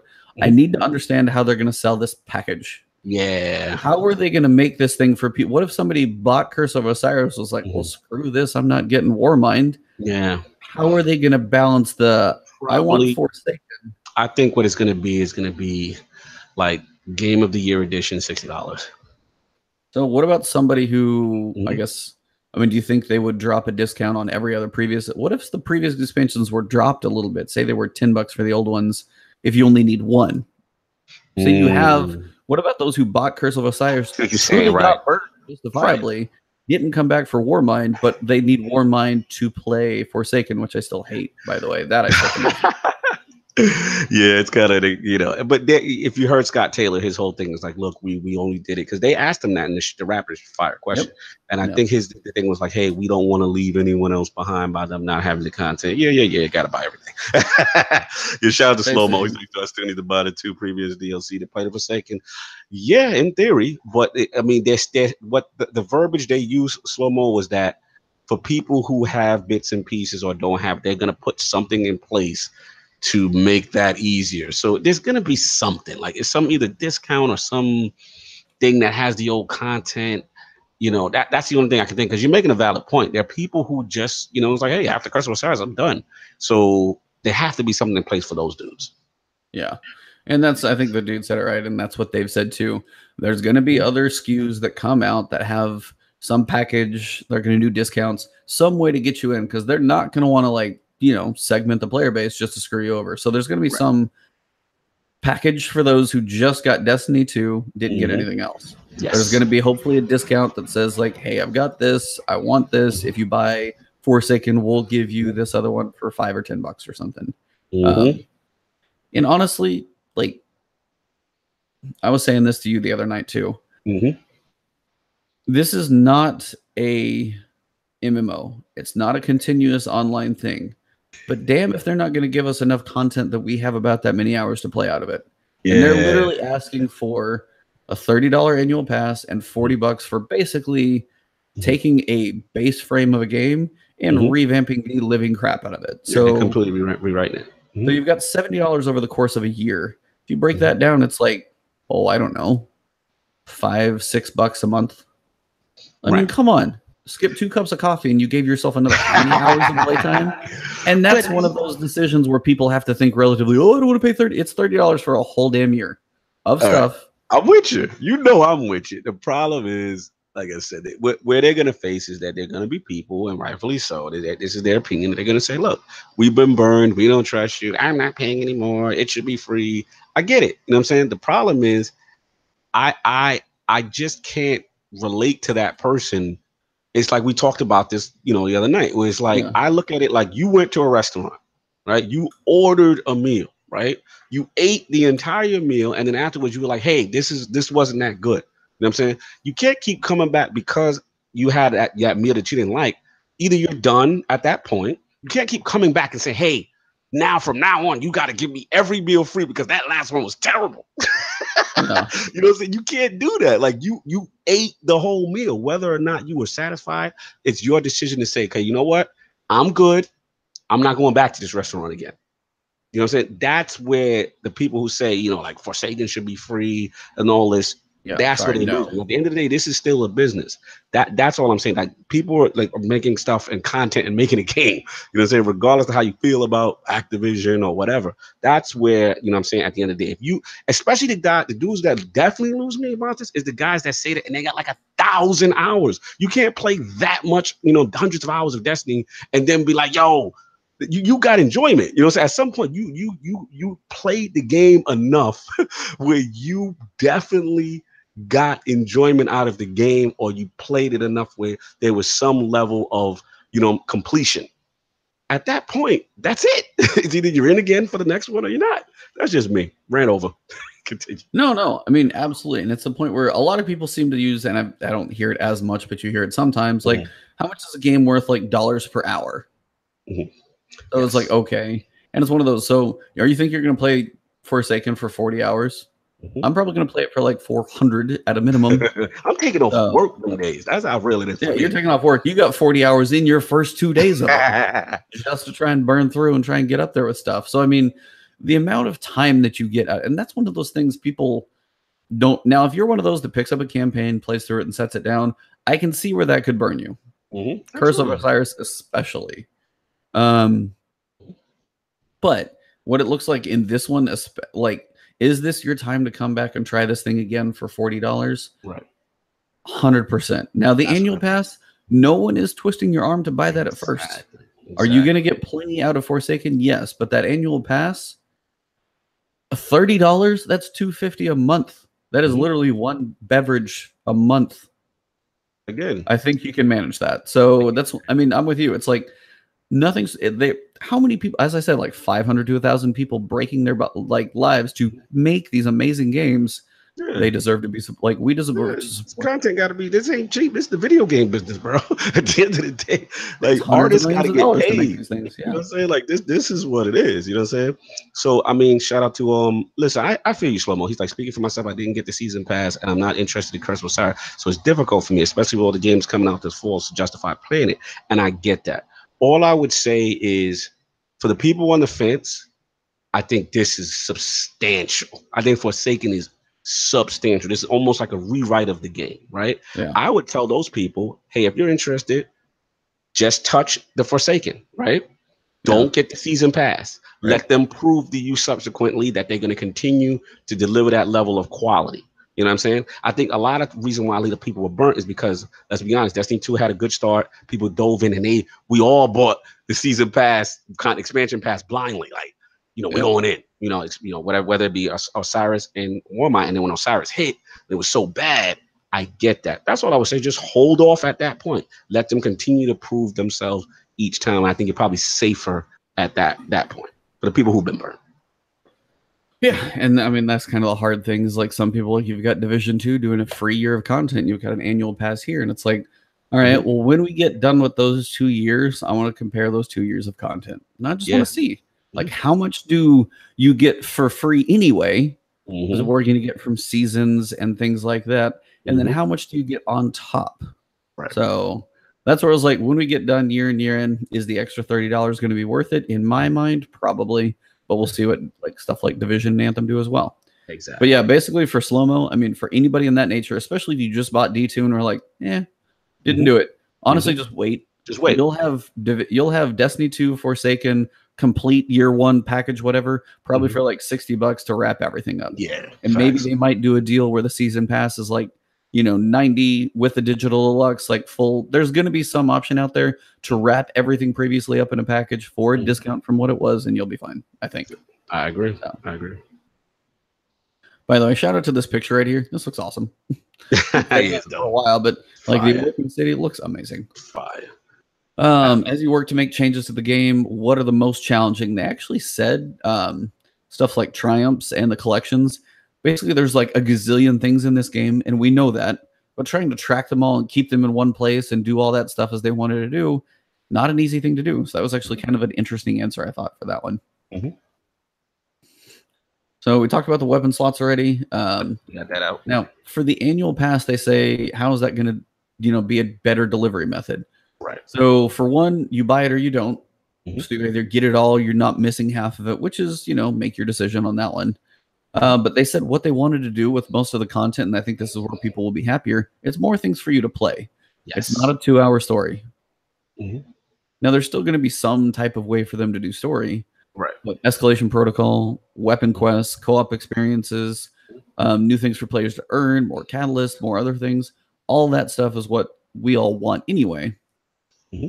So, yeah, if it's more of a focus on that, I guess I can't see it wrong. I mean, I'm not saying Destiny can't still tell a story. If they build one up for D3, it may be amazing. But right now, with what they've got, maybe this is an okay focus for this year. I actually coming around on this, because at first, when I first heard this mentality that they were doing this, I was a little nervous because I was wondering if the lore is going to suffer. But at the end of the day, let's be real. And this is why, shout out to the dude again, we were talking about why Warmind was the start of the change. Because, the story in Warmind was okay. You know what I'm saying? It was better than Curse of Osiris, let's just say that. But at the end of the day, what we realize with these campaigns, a lot, it's just one and done. It's not replayable content. What are we coming back for? Those catalysts, those faction rallies, those new exotic changes, those new grinds, the Polaris lands, right? They're realizing what the Destiny fan wants. not only the grind, the secrets and all these things to keep you coming back and logging in every day. And I think that's what this season pass change goes into. Not that they're not going to take away from story, but if you invest so much in the story, one aspect of your game that's just a one and done aspect and not doing the thing that actually Destiny players love, that's where they were losing the community. And I think this is a good way to do it. And if you're talking about this consistent stream of content, now 3 drops, you know, winter, you're getting the spring joint, and you're going to get the summer. That's what we want ultimately, right? We just want more content. That was the problem with D1. They had those droughts. So, you know, I'm opening my mind on this new approach. So we'll see how they execute. But I mean, does it say it's like, is there no story? No. I mean, lore, story, characters, these are important. It's just the way they're going to dole them out. So if it's like, you know, audio clips during strikes, like honestly, somebody said it the other day and I can't even remember where I saw it, probably Destiny Reddit's thread. I miss like voice intros to strikes. I mean, granted, we got tired of hearing them, but you actually knew what was coming. Dude, there was a waterfall. We get a waterfall. Remember that one? Oh, yeah. But with the right team, we could push through. Yo, I used to know that joint. Word, I like it. It gave a little context. You know, if they do stuff like that, add little touches, and then with a darker tone, I'm good. I'm good. Yeah. So it was like they're trying and they've got their ways to do it. So we will see, I guess, as the year progresses, what's coming. So is the thought that you would have more regular space seasons with content for all players? Our intention is absolutely what you're suggesting. Have 4 seasons throughout the year, spread equally spaced. So we have both free content for all players who played it, like Iron Banner, clan seasons, all that stuff, and then the annual pass for new activities like Black Armory, Joker's Wild. They have some weird names for those too. Yeah, it's crazy. Those expansions sound weird named. I agree. Yeah, I'm like, I have no idea. Now, are there raid layers coming back? Yes. Boo. I don't like that, man. Okay, so, what if, though, it's not so disconnected? What if it still ties... Okay, let me say, the Dreaming City is large. So it's not just a ship and you start to encounter. What if, like, okay, so there's another, like, set of a tower, or, you know, there's an ascendant realm. Like, what if it is still connected to that Dreaming City, which it probably will be, and that's how the raid layers work? Like, it's still related to the... like it. What? You want a completely new theme? Yeah, because you know why? Listen, I get what you're saying. You know, it's not like... Like, I still don't... I'm just to be why I don't like it. Because at the end of the day, when expansion Joker's Wild comes out, the story is going to shift towards whatever that new, you know, antagonist is. And then when you have a raid layer, then that involves you going back to the original thing. Like, I don't want to be going back to the Awoken City, the Dreaming City, every single time. Like, that was the problem, in my opinion, with the start off with the raid layer with the Leviathan. It just was disconnected from Warmind and Osiris. It just, if they find a way, great. Maybe they find a way. Maybe they add some. But it was like, I mean, the whole in-game world is going to be Dreaming City. That's where you're doing stuff all the time. If they just add additional things to the Dreaming City, give you a small story that builds up into there, then you have a new encounter in the Dreaming City. As long as it narratively connects. Yep. To it, and I don't want no half. I don't want just to wake up and then there's a thing on the map saying, "Hey, I got to go to the dreams." Why? What's the connection? Like, I need to have a narrative connection. That's the problem Leviathan made. I mean, not Leviathan. Leviathan was great. I mean, Eater of Worlds and Spire of Stars. There's just disconnect. I don't even know who that dude is. Why is he there? You know, like, there's no. To me, I got no closure with the Callus story. Like, I don't know what the whole thing is about. Can you? Can you tell me what we were doing? Like, all I know is we killed the robot version of him. Spoiler for anyone who didn't do the raid. You know what I'm saying? But it's just like, bro, like, what was the whole purpose? At least when you have a singular raid like Taken King, we fought him. We go to the Ascendant realm. You learn, you know what I'm saying? And then, you know, you kill him in that way. And then it just is complete story, start, begin, middle, and conclusion. I'm worried about raid layers. Like I said, my boy over there, we'll see how it goes. Yep. I'm going to try to be open-minded, but I'm already kind of like, I don't know. But continue. I was like, but I mean, Leviathan was basically, yeah, there was some crap to run around it underneath, and you're looking for, that's kind of like a tease, I guess. Right. Like as a place to go have your secrets and stuff. Right. But I mean, basically it was like a raid. Just like anything else, you'll go through your different encounters. They just put them in a circle instead of a line. Fine. But yeah, that was kind of its own thing. And then we would go through, what was it? We did Curse of Osiris. It was on Mercury, like, and Vex. And then all of a sudden we're back. Like, those are so disconnected. I fully understand. You're like, you're just sitting, like, you're trying to wrap your head around. How the hell do these two connect? Nothing. Like, all of a sudden we got a call from Callus saying, like, hey, I got this bug in the garden. Yeah, clean out my garage. Yeah, that's literally how it feels. Now, in turn, as we have an entire awoken, fallen, infested world of the Dreaming City, and this is where it's going to go. So, I mean, say that Black Armory is literally that within the Dreaming City. Say there is a Black Armory in there. You open that thing, like, there's a quest that builds up through. You go through the Tangled Shore. You do a couple missions. Maybe you do them in reverse. That's how they use their content. Right. Don't encourage but you go through that, and you're like, okay, now you go into the Dreaming City again. You're going through here. Your final boss fight's here, and then your raid lair is literally like the next thing behind that door. Like, if that's the way they tie it in that way, and it actually feels, yeah, I can dig that.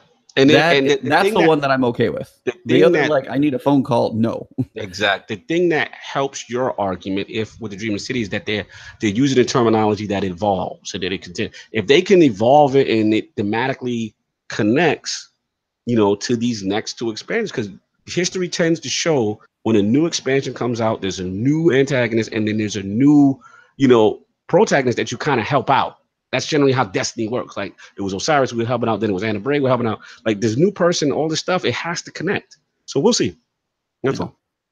So, yeah, it's like, I mean, I have my worries about it, but I was like, as they're building this whole world for an end game, I could see how it's at least going to connect. It has a potential to connect a lot better. Shout out to Gaming 40. That's another point I'm saying. Like, he's saying he likes the raid layers because they're better than getting one raid a year. At least you get up to 3 raid-like content throughout the year. The only thing I disagree with that Game Forte is that the raid layers outside of Leviathan were mini raids. They didn't have that length. They didn't have that weight that a normal raid, in my opinion, should have. They felt like mini raids, and I don't like mini raids. And this is the thing that turned Addict off. The raid guys don't like that. They want those full experiences. They don't want to feel cheated. So as long as they do that, I'm cool with it being a raid layer, but you just have to have that same level of quality and content as a normal raid. But outside of Dark Below, when have we ever gotten more than one raid in a year? Then we had Taken King was its whole thing for the full year. Taken King, right? So House of Rules didn't have one, right? Because they had it didn't. Right, and then after Taken King was a year later for Rise of Iron. We didn't get any spring content. Oh, that was the Great Drought. That was the Great Drought. Yeah, I remember so I that. mean, typically we've gotten one raid a year. So you've got an option. You can either have something of which strikes, which most people get, somewhat tired of, or you have the option of something of a more challenging encounter, something cool mechanics, like a mini raid is personally better than nothing. Just now, I hate the fact that the stories didn't connect. I mean, even if the fights were cool, some people said Argos was one of the coolest fights just because of how it was done. Right. Which can be cool, which is fine, but it's just your reason to go there. If they can have that connect and then still give us pieces that like add on to the Dreaming City, that I'm cool with. And I hear your argument. You're making a good argument, and Slow-Mo's killing it right now because he readily read my mind what I was just about to say, which leads towards your argument for why they probably can't is that, let's be honest, raids are a very complex thing. They're very difficult to develop. You got 6 people. So that's probably what it is. And from a dev perspective, it's like, hey, we need more time. They're probably like, we need more time. So that's probably where the collective decision is like, okay, let's make these smaller kind of raids. As long as they're good, the mechanics are good, it connects narratively, I'm with it. But if I'm disconnected again, if it's like I'm finished with Osiris and, oh, by the way, go over here and do this, that it doesn't make any sense, I'm going to have a problem. But we'll see. Yeah. So triumphs, those are going to be things you're going to have, like collections and triumphs. Basically, you're going to have a triumph score, just like Grimoire score. And I saw somebody comment, be like, man, I miss like seeing newbies Grimoire score like 50 or like 1500 and be like, you haven't played that much, have you? Yeah. And now, like, triumph score is going to be all those things that you do. So it's a way to collect things, see all the things you accomplish. They're bringing that stuff back. Again, these are all things that were, by the time they got there in year 3 of Destiny 2, were in there. They're making a lot of shifts, and like, I don't know, and this is why. It's like Forsaken feels like when they got the right amount of time to make something. Destiny 2 feels like somehow they were in some crunch, whole bunch of stuff got ripped out, something had to be completely redone. Destiny 2 felt so rushed. Still to this day, like I don't think it was what they wanted to. I think it's what they had to roll with. Yeah, some of the reports came out that was the case too. Yeah, did agree with that. Like 16 months to make the whole game, and you're like, holy crap. So, and again, here we get to refreshing the hobby. So we're talking about just things they want you to do, where they're saying, when you finish your week, yeah, you could log in on Tuesday and do everything. Well, now what if your next week is now Friday? Tuesday, Wednesday, Thursday, Friday, and then Friday reset. Oh, I got something new. Or even if it's Saturday, you get a new one on the weekend. If it's on a 4-day rotation, that's going to be kind of crazy. Now, the raid is supposed to be on a weekly rotation, which is fine. Right. It's a lot to do a raid. Right. But I mean, your daily cycle to work on upgrading. So they're kind of changing the director too. Remember the bottom left corner? You had your. Yeah, I missed that. I like that. Coming back. So you've got more choice of what you want to do, which thank goodness. I hope they plop the story missions too, which you can go pick strikes. Any strike is going to be on the map for you to be able to do it. Nice. Daily heroic story missions. So that might be even like a daily milestone. Like there's literally a reason to log in every day. Every day. That was the D1 grind. Everybody misses. You had that bottom left corner. You had your daily story. You did your weekly, your nightfall. Everything was nice. And I believe in this case they even want to have Gambit down there. Like that's that synergy and that streamlined thing that makes it better. We're gonna see how this thing flies. But I'm liking the way that sounds. I like how they mentioned our podcast in here, along with all those activities, along with flashpoints. Cool. Flashpoints. They refresh every 4 days. Raids on a weekly cycle. Daily heroics. Individual strikes are selectable. 4 days, bro. That's crazy.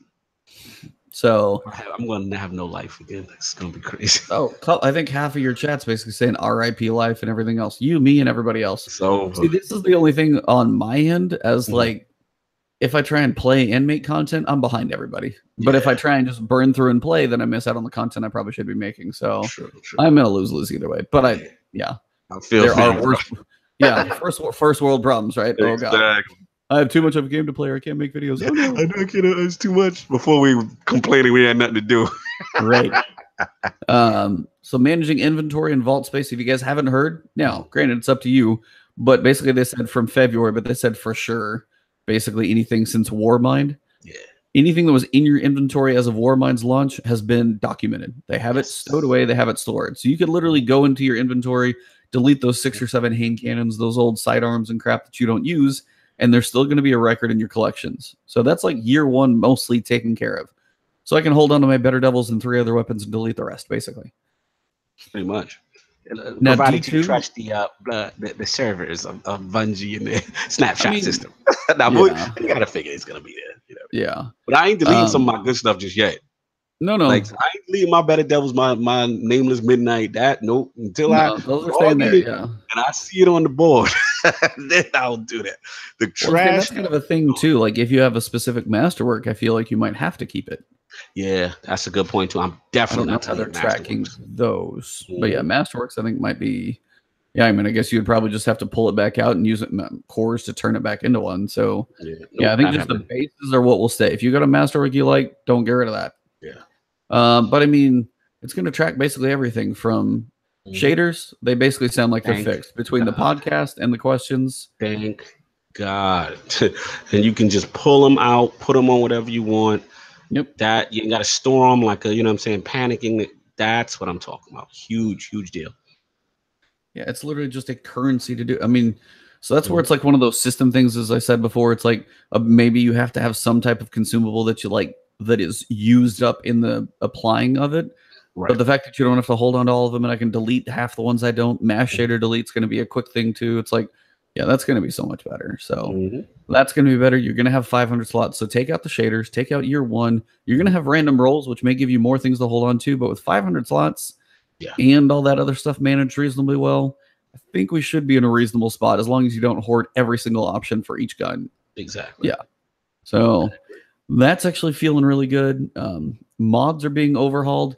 They still won't say much. It's the one thing that's bugging me. And I don't know if it won't be done until September 3rd, and it just gets dumped in a like day one patch, honestly. So they do say, because this is one I've been wondering about a lot. Talk to me. Mods are being overhauled and are recoverable from dismantled legendary gear. I like that. So they're not just... Mods are the player's way of improving and customizing even beyond random rolls. There are fewer mods that are more interesting. I really hope they live up to that, because we have a whole... Now, if you look through, there's not that many mods that are relatively different now, because, I mean, there's a lot of, like, different things. If there's going to be less mods than I see now, then I guess I kind of wonder if it's going to be, like, is it range or is it fire damage or who knows? But the fewer kind of worries me, because they don't have an exorbitant amount now that are distinctly different. So I guess we'll have to see. I don't know. The chat is mixed on how about mods. You know, I mean, to me, I don't mind if they don't have the power anymore. I don't like that. Yeah, it's just a number. I mean, just a number. You know what I'm saying? At the end of the day, like I put in the chat too, I hate it. Remember how hard the kinetic one was to get to? Oh my god. You literally have to break down enough purples so you have those, and then if you go through, you make weapon mods. That's the only way to get them. I got literally 1 or 2 randomly from all my hours of playing. Yeah. But yeah, on the other side, like I'm honestly happy the power number is going away, because if I was say 375, but it's due to mods, and I get a 372 drop, it feels unsatisfying. Yes. Just in my head, it's lower than I am. I know it's boosting up my base level and all that crap's in there. It just didn't feel good. And that was psychologically unrewarding. So, I mean, if they're taking that away, so now if anything, even if it's a small increment, it's still above my level, that will feel better every time. So that's just a mental thing. They have fewer conditions that limit what class or weapon type. So it's just overall general things like range. You know, if it's going to be grenade recharge time, it's not class, it's not item, it's not any of it. It's just specific. Just use it here. Pick your mods. So that's...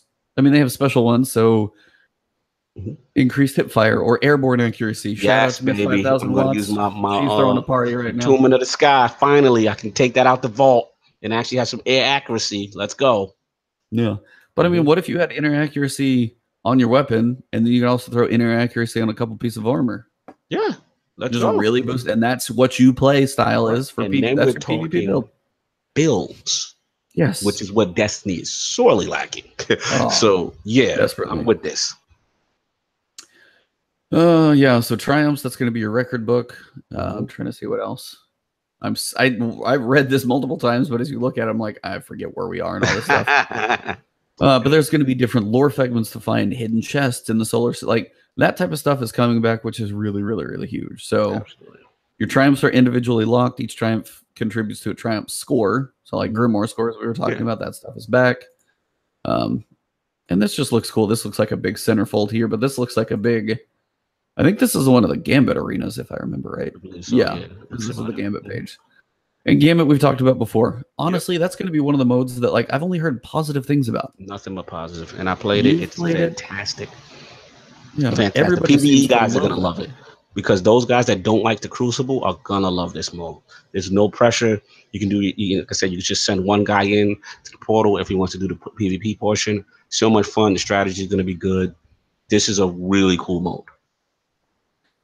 Yeah, I just have to wait till lunch because I'm not going to Guardian Con. So those of you who have played, either way, I mean, honestly, for me, it'll be fresh. So I'm good with that. It'll be fun. But people are going to have their strategies already. You will be fine. I'm sure.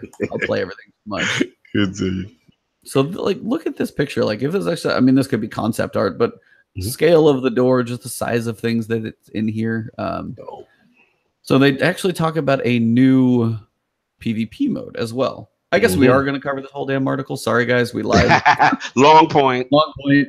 I'll say that in my chat already. It's like, yep, it's 2 hours plus already. Bungie has some big announcements for PvP, so they're going to evolve the Crucible at a faster pace, means react more quickly than we could in the past. So they've got different things in place for systems where they can make changes quicker. Also, they've got a new mode called Breakthrough. It's in the competitive playlist, and you start each round. Both teams attempt to control a breaker, which allows you to hack the enemy vault. Once you control the breaker, it can't be recaptured, and one team goes on the offensive, one team goes on the defensive. So it's like a double objective. You got to get the first one, but then if you miss that one, fall back and defend, and then you can hold them off and maybe hold it out for time. So going to be interesting. I mean, competitive doesn't have a big draw for me still, just because I feel like on PC I'm going to be so sweaty anyway. Now, with Glory being in there in the competitive list, I actually might get back in there. Got to get some Glory in, man. It's fun, but I got to recommend, like, you got to have a team, bro. You got to. No, I know.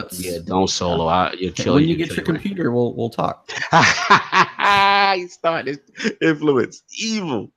Evil piece. Nuts. I was like, man, it was even Pyro. He picked up, like, I think he picked up one at Best Buy and was just like, playing on his laptop before. He's like, yeah, technically it could run it, but not great. Now he's like, woo! It's like, trying to influence me away from my clan. Damn it, he bought this.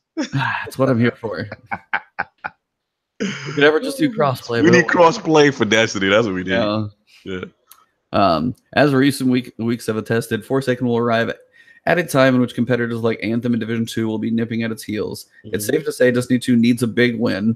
Forsaken has the makings of a phenomenally absorbing and long-tail gaming experience. Now we just have to wait to see if all the pieces can fit together. I mean, and that says it wraps it well. Perfect. And we talked about this on last ILP when you guessed with we had Eric's on the show. Eric's, awesome guy. Awesome guy. And that's what we talked. It was like the Division versus Destiny versus, Anthem. And, they have this is so critical for them, because if this is not successful, there is no, there's not going to be any lead up to any competition. You know what I'm saying? Like, this has to hit. So there's tons of stuff to do. Like me and you've talked offline when, for February and March, when these guys hit, obviously there won't be much content from Destiny at that point. Let them drop, let that marinate. Then they come back with a spring update. And hopefully, they continue what they've been doing. So we'll see. This is definitely a critical time, but from what we're seeing, what we're reading, sounds to be real positive. Sounds to be really in the right direction. And that's probably the most I've been excited at any point, during the Destiny 2 life cycle. Yeah. I mean, you've also got to think, like, one of their expansions is going to fall dead in the middle of the heat. Yes. Because if you go even spacing, it's December 4th after September, March 4th. That's smack between both of them. I think they're going to do April. I think it's April, because I remember when. But then you jump to June. Like, if they want even spacing, you can't wait. Do 1-4, then do 1-2. Like, I mean, they may just have to stick with theirs and see where it falls. See where it fall out. Yeah, that's a good point. So, yep. All right. So this is that story. So one more piece we do want to cover for you guys. If you're still with us, the Barons was a big article that dropped. Now, story spoiler-ish warning. Come on, if you ain't know Cayde-6, come on now. No, not even that. I'm just saying these are most of the campaign. Yes. From what I've gathered, there's probably going to be a mission or two of an introduction, what goes on with Cayde, the prison and all that. Yes, correct. The ending is a culmination of, if you want to guess it, you probably can. I won't say it. Your middle are the Barons. Yes. So they're going to either be their own adventures or these things. And most of them are going to be kind of choose your own adventure type. Yeah. And then I think maybe the last couple are going to culminate towards the end. So there's like an intro. The middle's got like 6, and then probably like a final 3 or 4 to finish up the story. So, but if you do the math on that one, even as an adventure with some voiceover, some story, things like that, that's still at least 1 to get you going, 6 in the middle, and then at least 2 or 3 more. That's like that's a longer at least set of activities that we typically get than most stories. So it's a lot to do. Yeah, it's a ton to do. Did Google not update for you? Oh, it is. No, or YouTube just isn't showing it right now. I don't know why. All right, let me check. Oh, no, you're good. My YouTube's fine. Okay. Yeah, mine somehow got paused. All good. All right. Cool. So there are 8 Barons. Now, these are the guys we fight as you go through the adventures. MFers. And they're, by the way, first off, they're not short. These are some tall people. Big boys. There's some big boys. So who are they? They're once a hodgepodge of lowly dregs cast out from the upstart House of Exile. And between all the craziness that has happened between, apparently being reawoken and turning into Scorn and all the craziness like that, they are nuts. So when you come in, all these guys have their own mechanic to them. They're separate. They have their own mechanics. They have their own tweaks to them. I mean, they talked about it in the Vidoc. One of them was a sniper, for example. Long range sight lines. You're going to have some like snipers trying to pick you off as you go through the adventure. It's going to be very specific in that each one's going to have a theme to it. Yeah, they described really it they described this, which was so dope, like a Western. And it was kind of like, you know, like the classic Western revenge story. They got our boy, we got our list. These are the dudes. You know what I'm saying? And we gotta go one by one. Like that is so like narratively fun to me. You know what I'm saying? Like that old Western revenge story, man. Like, let's go. Yeah, shout out to the dude. Like, it's like the Barons and the Cowboys and too. So like, you gotta go through them, man. Like, I'm super hyped. And what I like, and this, I'm gonna long point tangent for a second. All right, go. Is that remember how you were kind of you're like, Cog, I don't know. Them telling us about Cayde dying early, but this is the like for the people who haven't been playing Destiny. What I see is this is the motivator. They like, yo, who killed Cayde? You know what I'm saying? Like people are like, Aldrin got to get it.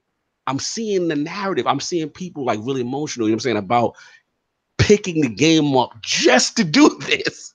Yeah. They were like, that's why I think, yeah, it may be a little cheap to get the pay off the people in, but the cool part about it, why I still like that they did it, is that this is not endgame. This is story. So we still got a deeper plot to unravel with Aldrin and all this other stuff, and hopefully the Queen or whatever. You know what I'm saying? So I'm sold, man. I think this was a good call. Normally, I'm with you, and I would say, hey, save the Cayde death, you know, as a secret for people who pick it up. But then I could also see the flip side where people say they didn't say that Cayde dies, and you pick it up like, oh, Bungie did something so cheap, yada yada yada, and the word gets out, you know, kind of thing. So I can see both sides of it, but I still like this way that they're doing it. That's just me. Well, I mean, I can't argue with the fact that it's probably working. Mine's more just the fact that, like, if I was going through and didn't expect it at all, I'd be like, hey, it's the Forsaken. You got some tones to it, like the what is? And then you go through that first mission, you're like, and just like that gut wrenching moment, like, then you could just the weight of it. I just feel like there would be more. But either way, I'm still going to play it. I'm still going to play the crap out of it. Absolutely. So they talk about they've got 8 of them. So the Fanatic, I'm not going to say the name. Fickle. I ain't gonna pronounce that. Sounds like fickle, yeah. So, leader of the Barons and the Dark, corrupted evolution of the Elk City, known as the Scorn. So, second only to the Prince Alderaan Sov. So, he's second to Alderaan. Yeah. So, he's like your second to last mission, it sounds like, probably. Probably so. He views his Scorn as an evolution of the Fallen and a final manifestation of what they were always meant to be. And you can literally see, like, we're in a sniper rifle and the dude's big. Like, he's not messing around. Yeah, it's real out here. So, and you can even see he's probably using, let's see what he's hitting them with.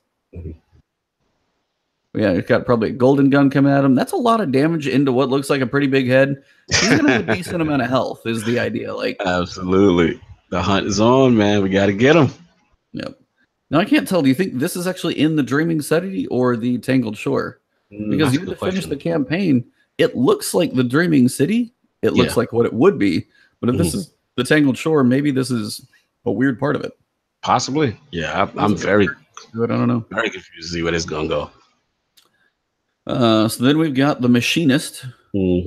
Second in command to the Fanatic. Did you read Cayde's quote underneath the Fanatic? I think usually, I think they had like Cayde quotes. Here.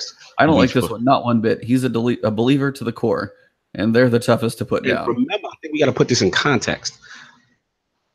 These are guys Cayde already captured before, right? So they have motivation with Aldrin to do this to Cayde, because from my understanding, he just, you know what I'm saying? Like he originally defeated these guys with another group. He had his team. That's like how they got them in the Prison Elder. So now that the Aldrin's bust these guys out, they kind of have a revenge on Cayde. Gotcha. Yeah. So he's like the police officer, and now they got a hold of him. Type. Yeah, it's like they got out, and now everyone's after the sheriff. That put him in. Man. Yeah. So there's a lot of little nuances with the narrative. Continue. Next one. So the Machinist, second in command to the Fanatic and his most ardent follower, expert in munitions, weapon crafting, and in charge of a siege on the Redacted. She, interesting. She's an insatiable thief and hoarder with a terrifying arsenal. And you see here, big gun, so like, but like pretty large. And whatever's on her back between like a small flamethrower. Yeah, I'm just looking. You switching over from like I'm just watching the fight, the gifts to see them switch ammo. And actually, this looks like an old build. Yes. Because if you look, it's like power, energy, and kinetic. This is literally like an old build before all that stuff started. That means this stuff is old. That's a good point. So that's interesting. Oh, there's no quote on this one. Just the no quote on this one. Yeah, I think now, this one looks cool. Like, look at the head. Yeah, it's ridiculous. Particle effects. Yeah, she's gonna be a problem. Now this is straight up an acolyte. You got to read his one too. Yeah, but that's straight up an acolyte. Yeah. So the Mindbender, Haraxus, Harax the Brain, a mad genius who has been changed by his research into the Hive, and their dark religion has somehow found a means of exercising control over Hive combatants. So like a necromancing, like literally not necromancing, raising the dead. But yeah. But look at like scale of size on this guy here. Watching this little gif as you run up and be like, "What the holy crap? The dude's huge." Let's go down. Yeah, now, man. This is like okay. So watch this thing. It says Hall of the Exiled, and then it says Ascendant Plane. So this is my wonder. So he's dipping in and out. That's my wonder is like you don't get to the Dreaming City until you finish the campaign. These guys are in the campaign. I'm pretty sure. Yeah. So that's where I'm like utterly confused as to where all this crap's going on. Yeah, they're keeping stuff from us. They definitely keeping stuff from us. So Mastermind, the greatest crow heist. What is this? Oh, I was obsession with the Hive. All this stuff is going on. Never heard of a Mindbender? Surprise.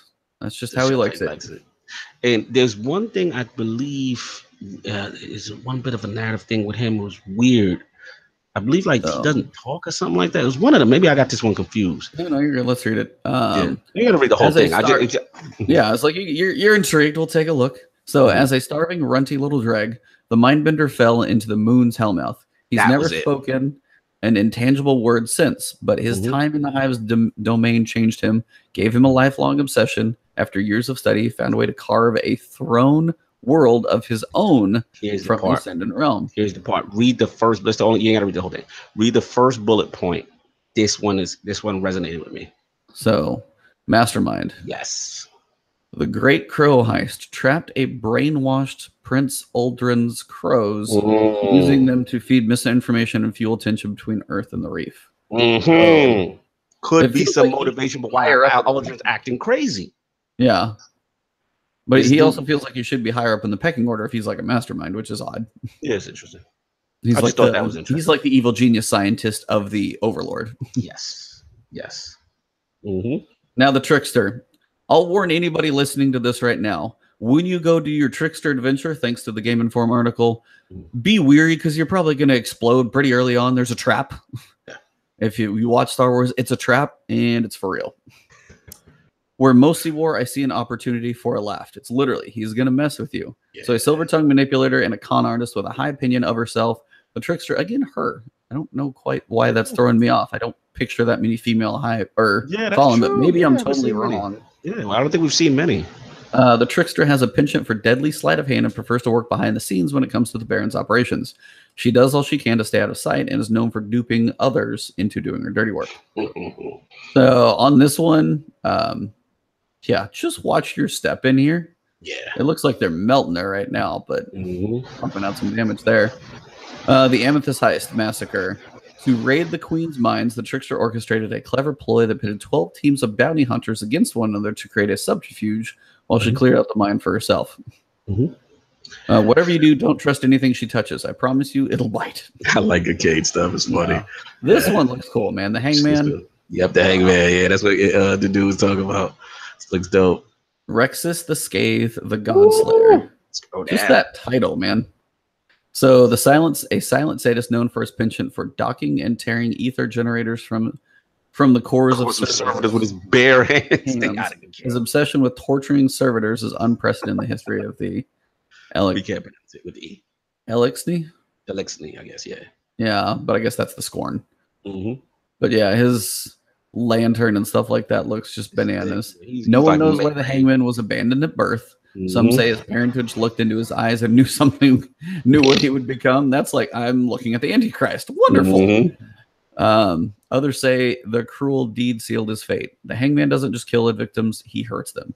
He has a specific hatred for servitors, the fallen machines created in the traveler's image who enforce the fallen hierarchies by deciding who eats and who doesn't. He's physical rejection of the Elskini. Whatever. I'm gonna get that. I want somebody else. I'm to saying say Alexei. So I know. Alexei, yeah, that works. Yeah. Tradition is ultimately what drew him into the fanatics' inner circle, but whether it's for brief or sadistic opportunity has yet to be determined.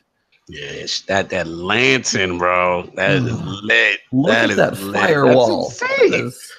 That's insane. And he's just running right through it. Like, I don't care. And he's a very aggressive melee style. That it's gonna be lit. What did Cayde say anything on this one? He likes it too much. He likes it. Yeah, the torture. Big pause. Too much. Too much. All right, we got next. The Mad Bomber. I love how he has like an ammo clip of grenades around him. That is great. It's good. Mechanics 2 fingers because he blew one of them off, I'm sure. Mechanics the detonator. A bombastic thrill seeker for whom self-preservation is an afterthought. The lunatic throws known as the Mad Bomber is willing to blow an entire location to smithereens just to kill his target. Well, that sounds about right. Yeah, crazy. Yeah, Mad just Bomber. kind of a big lunatic. Yeah. Look, we all like blowing stuff they up. needed a goon. They already got. This is the straight goon they got. Yeah. And Cayde's like, look, we all like blowing stuff up, but there's a line. A line this guy crossed a long time ago. The Rifleman. This is the one I'm looking forward to. Straight up sniper fight. Yes. And look right next to him. By the way, I love the particle effects on him. I don't know what it is, but I want that. Yeah, I want that. I want that ornament for all my armor. And I'm sold. I'll buy the annual pass. What if we get a piece of them? Each one we defeat. That'd be kind of badass. Mm-hmm. The Rifleman. All right, let's so Pyrrha the Phantom, Pyrrha the Blind. An all-seeing sniper who watches his brother's Baron's backs. The Rifleman keeps his targets at a distance, plays really dirty, and never misses his shots. Brilliant, cold, and patient, and more than one of the Rifleman's notches is a Guardian's ghost. That hits it right home. And look at right there. Hold on. I'm trying to figure out. Watch the GIF and watch the wall of fire that like flames up towards him. What the hell is that? Yeah, what's that?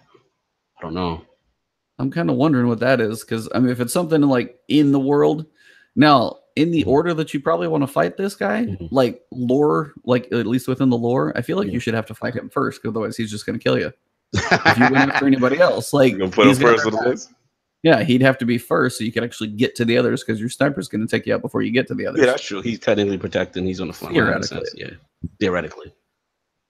What else we got? Trust me, kids. Keep your eyes open, heads down, and your ghost close. That's what Cayde said. No doubt. And this one just looks kind of awesome too. The Rider. So it's actually on like what's like a heavy pike. Yavix the Haas. Yavix the Untamed. Anarchist biker and leader of her own gang of pike riders. Are they all female? I'm kind of wondering. It looks like there's like 3 female, right? Yeah. So far. The rider raises fields and pollutes the air everywhere she and her gang run. She's a master mechanic who's taken a fallen heavy pike and made it better. Much better. As it looks like a giant flaming. Yeah, you can't really. And look at this. You're like on your Sparrow trying to chase her down. So this will be like a Sparrow race. Yeah. You're gonna dodge the fire and not explode. This will be the point where if you have these Sparrows that recharge, like summon back quicker after they explode, that's going to be your one to bring. Yeah. I can see this one being frustrating. I can see this one being annoying. Yeah. Well, it looks like you're on a heavy pike because you picked up, like, it's not a Sparrow. So you'll be doing something fighting, or maybe it's just the area. But yeah, I definitely see that one being interesting. Did Cayde got anything on the rider? I paid good money to watch a race between Marcus and this one. Who's Marcus? Who's Marcus? That's what I was trying to figure out. I don't know. Actually, I was thinking he was gonna say like Amanda or something. Yeah. So I mean, there's 8 very, very different fights, and honestly, like, what are your story missions usually? Run through this mine pathway, go to the end, shoot this orange bar, you're done. Like, this is really cool. And if I want to go back and play the story missions again, and there's a daily heroic, and it's one of these, that's actually going to be fun. That's going to be fun. Yeah, like that's going to be fun. Like, and again, people are going to want that satisfaction of marking these barons off that list because of the emotional connection and why they took part of Cayde. Because you remember that cinematic after Aldrin put the body, them 8 barons walked right over. Like, you know what I'm saying? It was very, very sad, very solemn. You know what I'm saying? Like this is a revenge. Old Western, baby. It's on. It's on. So that's like all of them. So these are different pictures of them. They all have their uniqueness. I didn't see this one up top. What's this? Yeah, it was over there. Like, I mean, so I'm gonna scroll real quick. Rider, Rifleman, Mad Bomber, Hangman, Trickster, Mindbender, Machinist, and Fanatic. Who in the crap is this? Yeah, keep going here. Let me see. I'm looking at the YouTube thing is a little behind, so I'm just watching it from this. So I can see the chat. Yeah, I don't know who that got one. Like a ain't that chain homie? That's homie with the lantern. That's the Hangman. Yeah, that's the Hangman. That's the Hangman. Dude, yeah, that's dude because he's got the lantern. He may be able to contort it and do something with it. That's gotta be. Okay, that makes a little more sense. Yeah, dude is right. That's him wielding the lantern because I remember them saying he was a melee character. That's him. That's Hangman. But that thing looks like all of a sudden it's got like 10-foot chains on fire on the end that he's swinging around. Like, oh yeah, it's like, oh, I got a lantern. Oh, it just got much worse. He looked like he's whipping people. Yeah, whipping fire chains. So that looks like the Machinist because he's kind of up on his back with all of his guns. Yeah, that's the same guy, same area. And that's the Bomber just chunking stuff at you for days. Yeah, that's just a solemn picture. I like that look of the cross, the fallen hive guy. Big they are, man. Like it's and then that like blurry trickster guy. Dude, they could have put this in a raid. Now, have been good. Like that's the fact that this is all this in the campaign. Just is really really cool. So take all of this, and then know that the raid is the biggest one they've ever done. That's what I'm saying. Like, how crazy is this? Yeah, like I got a theory though. Right, that could be wrong. We're at 2.5 hours. Everything's on the table, man. You guys are still with us because they remember that they did say. Didn't correct me if I'm wrong. Didn't they say that the raid will be boss heavy? Yeah, they said it was more bosses than anyone, and Taken King had 4. So I'm curious to see. You know what I'm saying? If these guys maybe come back. Is it Fallen? Is it Awoken? I don't know. Is it Taken versions of these guys? Like, I'm so confused because then I'm hearing Dragon. So I don't know what's like. It's so much mystery with what the actual raid's going to be about. Yeah, the big thing in the article is the fact that like your time with Aldrin is basically leading to the fact that there is a bigger evil at play. Right. So the thing is, like, does the campaign end with the Baron? Like, where does Aldrin fit in what sequence? Right? Does he fit at the raid? Like, I don't know. This is I can't like dude said, like, my mind. That's what's so cool about all this. Like he said, could it be the Barons? Would it be all new bosses? It's so much going on right now because there's still a huge part we don't know about with the raid. Like it's so much, and we still got the mystery of the Queen. What's gonna happen? Is Aldrin a boss? Like what? Then we hearing about a dragon poisoning city. It's so much going on right now. Yeah. This is a big one, man. There's one point, and this is again heads up, spoilers, depending. They said the culmination of the campaign is Aldrin. Okay. So Aldrin ends the campaign. That's why I was like, opening, Barons, final couple Barons, Aldrin leading into the Dreaming City. All of this is before the Dreaming City. That's a lot of crap. That's a lot of content. And then the Dreaming City is its own thing. And then who knows what the big evil is in there? Is it something you awaken from the Ascendant Realm? Is it? And then the evolution of the Dreaming City every 2 to 3 weeks. Yeah. Or that's every crazy. Weekend on a rotate. Like, I don't even. So, yeah. Like, a lot of content. It's not worth $30. It's not. No. I need this to be free. I would pay $70 for Foresight. I would, and this is one thing so many people forget, and we probably said this before. Video games used to be more than $60. They are the cheapest thing that still exists. Yeah. Like they're one of the cheapest forms of entertainment for the time that you get out of them. And for $60 there's a reason they have to do an annual pass, because honestly, they probably should have charged $100 for this game. Listen, man, this is a lot of content. That's all I can say. No one can say that this ain't content, bro. Yeah. No, this is so much. It changed the world. Like, And just the fact that it's like campaign, Dreaming City, all of that changing, the puzzles, the hype. So overload. Yeah, I mean, Dado had his info explosion video. You've got like, I could go through. I mean, I'm glad we're doing this. Like, if I tried to trim this thing down, it'd still be half hour of me just ridiculous talking at you guys, like trying to cover all the things and read through the points. But there's a really good Reddit thread out there. If you follow me on Twitter, I posted recently. You can look through some of those. It kind of culminates all this stuff into bullet points, which is nice. Yeah. But there's so much. So much, man. So much. Oh. This is good, man. I mean, exciting times, man. Yeah, we are less than 2 months away. We don't even have the summer of solstice yet. We still don't even have. We still got updates coming. Yeah, we still got development rollback stuff coming. Prestige raid coming. We got summer of solstice, which is going to be a way to get armor up to 400. So there's, and that's not rating. It doesn't sound like it's something. All of those things. A lot to do in the world of Destiny, man. The water is nice, y'all. If you've been away, the water's starting to get. Put your foot in, man. Is it time to come back?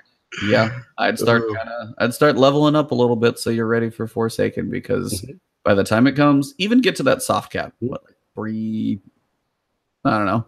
Yeah. Either way, but they're working on all that stuff. Like, I'm thinking some things are going to be all the way down to the wire for like a day 1 patch. Yeah. So. I don't know. I'm just sitting here like thinking about everything, and I'm just like, after everything we just said, I'm like dumbfounded. I'm like, there's so much. Yeah. I don't even know. So I think that's probably a reasonable place to start trying to wrap this thing up. Yeah, we gotta try to wrap this. Yeah, I got overall feels like, I know you got to sleep, but you got anything else you want to like overall? Shout out to Punktus and Forsaken gonna be the shit. No, he's not. Listen, man, I'm trying not to fanboy. I'm trying to be objective, but I can't. Just on what they talked about alone, without any of the secrets, without any of the evolution of the Dreaming City, without any information about the raid, without any information about all these other modes we're supposed to be getting in detail, just the story alone of Cayde and the Barons to me is worth $30, right? So you're talking all of that, then you're talking Gambit mode, and narratively the tone is dark, everything sounds great. I'm hyped, man. It's very promising. It feels like this thing is fully turned around, and I shouldn't say fully turned around, but on the right path. And listen, this Game Fun did a fantastic job, I think.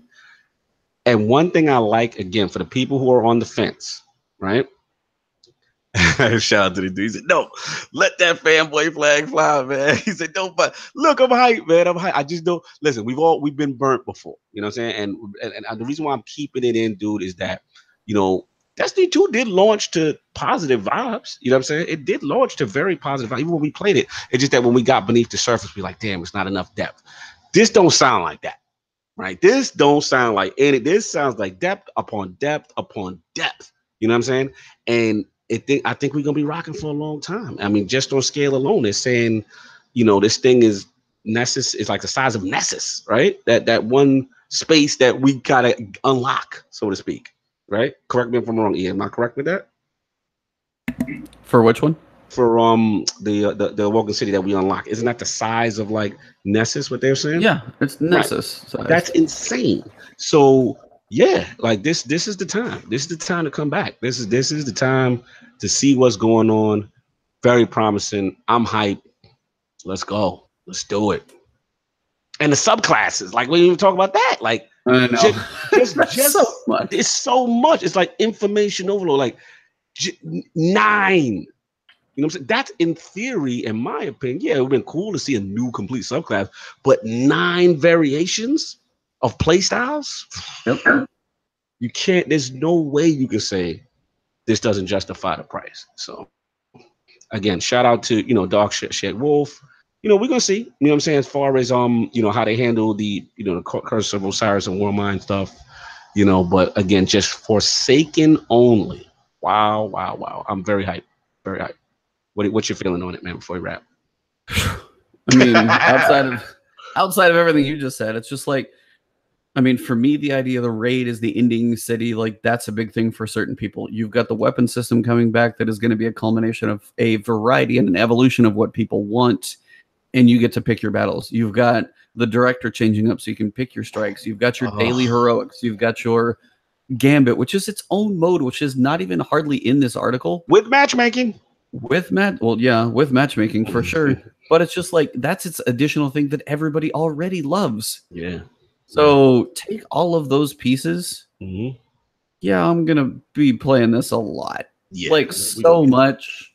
But honestly, just remember, if you like the game, I hope you all enjoy it. And I think this is the best time to come back that I've probably ever been able to tell anyone. This is the time. Is get Forsaken, get that complete package. Now, if you want to skip the annual pass, it's still going to be there waiting for you.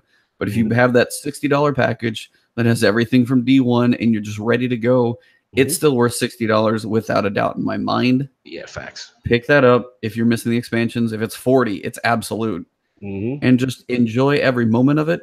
Don't rush through it as much as sometimes we do. Take in everything. There's still going to be a buttload of stuff to find out there. And just embrace everything. Like, and they even said secrets will evolve. Things will be discovered. You know, it's going to be more things that peel layer by layer. They're designing it in such a way that content is continually going to be added and discovered. And that is also super exciting because that's what Destiny is supposed to be about. That sense of discovery, that mystery, and I like the tone. The tone is dark. They said one thing that we also forgot to say is that narratively they said they don't want this to be about every 5 minutes the ghost is cracking a one-liner. You know what I'm saying? Or there's gonna be comic relief, or like this is a serious story for the most part. Yeah, there's gonna be some humor in certain parts, but I already like the mindset. You know what I'm saying? Like, dope, man. Let's do it. Let's get him there. I already took off work, so you already know where I'm at. Yeah, I'm about to take some more. I might take the whole week. Yeah, you might need you might have to do like every other 4 days or something, every reset in there and everything else. I got a blaze, man. I'm ready. Long point in the books. Yeah, thank you guys for sticking with us 2 hours before. This is our longest one yet. I knew it was going to be huge because this article was massive. But all you guys in chat, thanking you for tuning in. Don't tune out. Don't tune out. Tune in. I'm so delirious, man, at this point. Yeah. So, honestly, I can't wait. Keep sticking with us, guys. You've been with us this long. It's going to be a lot even more fun stuff to talk about. Our days when we take off and do our podcast, whatever's going on, when that happens, yeah, we're going to have some fun stuff to talk about when this thing comes out. Absolutely, man. Yeah, man. All right. Well, enjoy your sleep, man. I'm going to go hang out with my wife. We're going to do our stuff for birthday for her. Happy birthday. Yeah, mine's around the corner, so. No doubt, sure. You're coming up next. Yeah, mine's Wednesday, man. So. Yeah. All right, guys. Yeah, man. I appreciate dude. Yo, shout out to the dude today. Shout out to the chat. Everybody was there for sticking. We went long, man. And like I said, we're just definitely excited. Really appreciate you guys sticking with it. Real fun. As far as the for me, obviously, you know, it's at Lord Cognito on Twitter. All that good stuff. Sunday is the Lord's Day. We'll actually have a Patreon guest this week, so we're keeping it fun. It'll be fun. We'll actually talk what's going on in gaming, have some folks with it. So please check that out on the Inner Circle Network. That's going to be at 1 p.m. Eastern, and obviously, you know, Flashpoint will be returning Friday mornings. Looking like that's kind of like our jam for right now, schedule-wise, right? Friday morning, that's what it's looking like. Tends to be Fridays right now. If something changes, we'll let you guys know. But if it's not Friday and work changes up, you know, it might be like Thursday night or something, or evening. We'll see where we can squeeze it in. But yeah, we'll find ways to make it work. So we'll keep it going, even if we got to shift dates or week craziness happens. And shout out to the dude. We got to get Piccolo. We got to do a Flashpoint and Tower Talk. At some point, we got to figure these schedules out, dude, man. You guys run a good ship too, man. I really like what you got. Yeah. Very passionate Destiny guys. We got to do an episode together, man. That would be so much fun. We got to figure this schedule out. Go ahead, E. For me, you guys know it's Twitter, Ebontis, twitch.tv. If you guys are checking in live, thank you. It's Ebontis there as well. It's easy. Nobody else got Ebontis, so that one's mine. And then same thing on YouTube. That's me. Again, all the follows, likes, all that good stuff always helps us out. So thank you guys just even for tuning in for this long. That's dedication right there. So we appreciate everything. And yeah, lots to look forward to. And I'm on the hype train, even though I got to try and make sure it doesn't go too fast. There we go, man. No doubt. Thank you guys. Have yourselves a good morning. Enjoy your weekend. And we'll see you soon. Peace.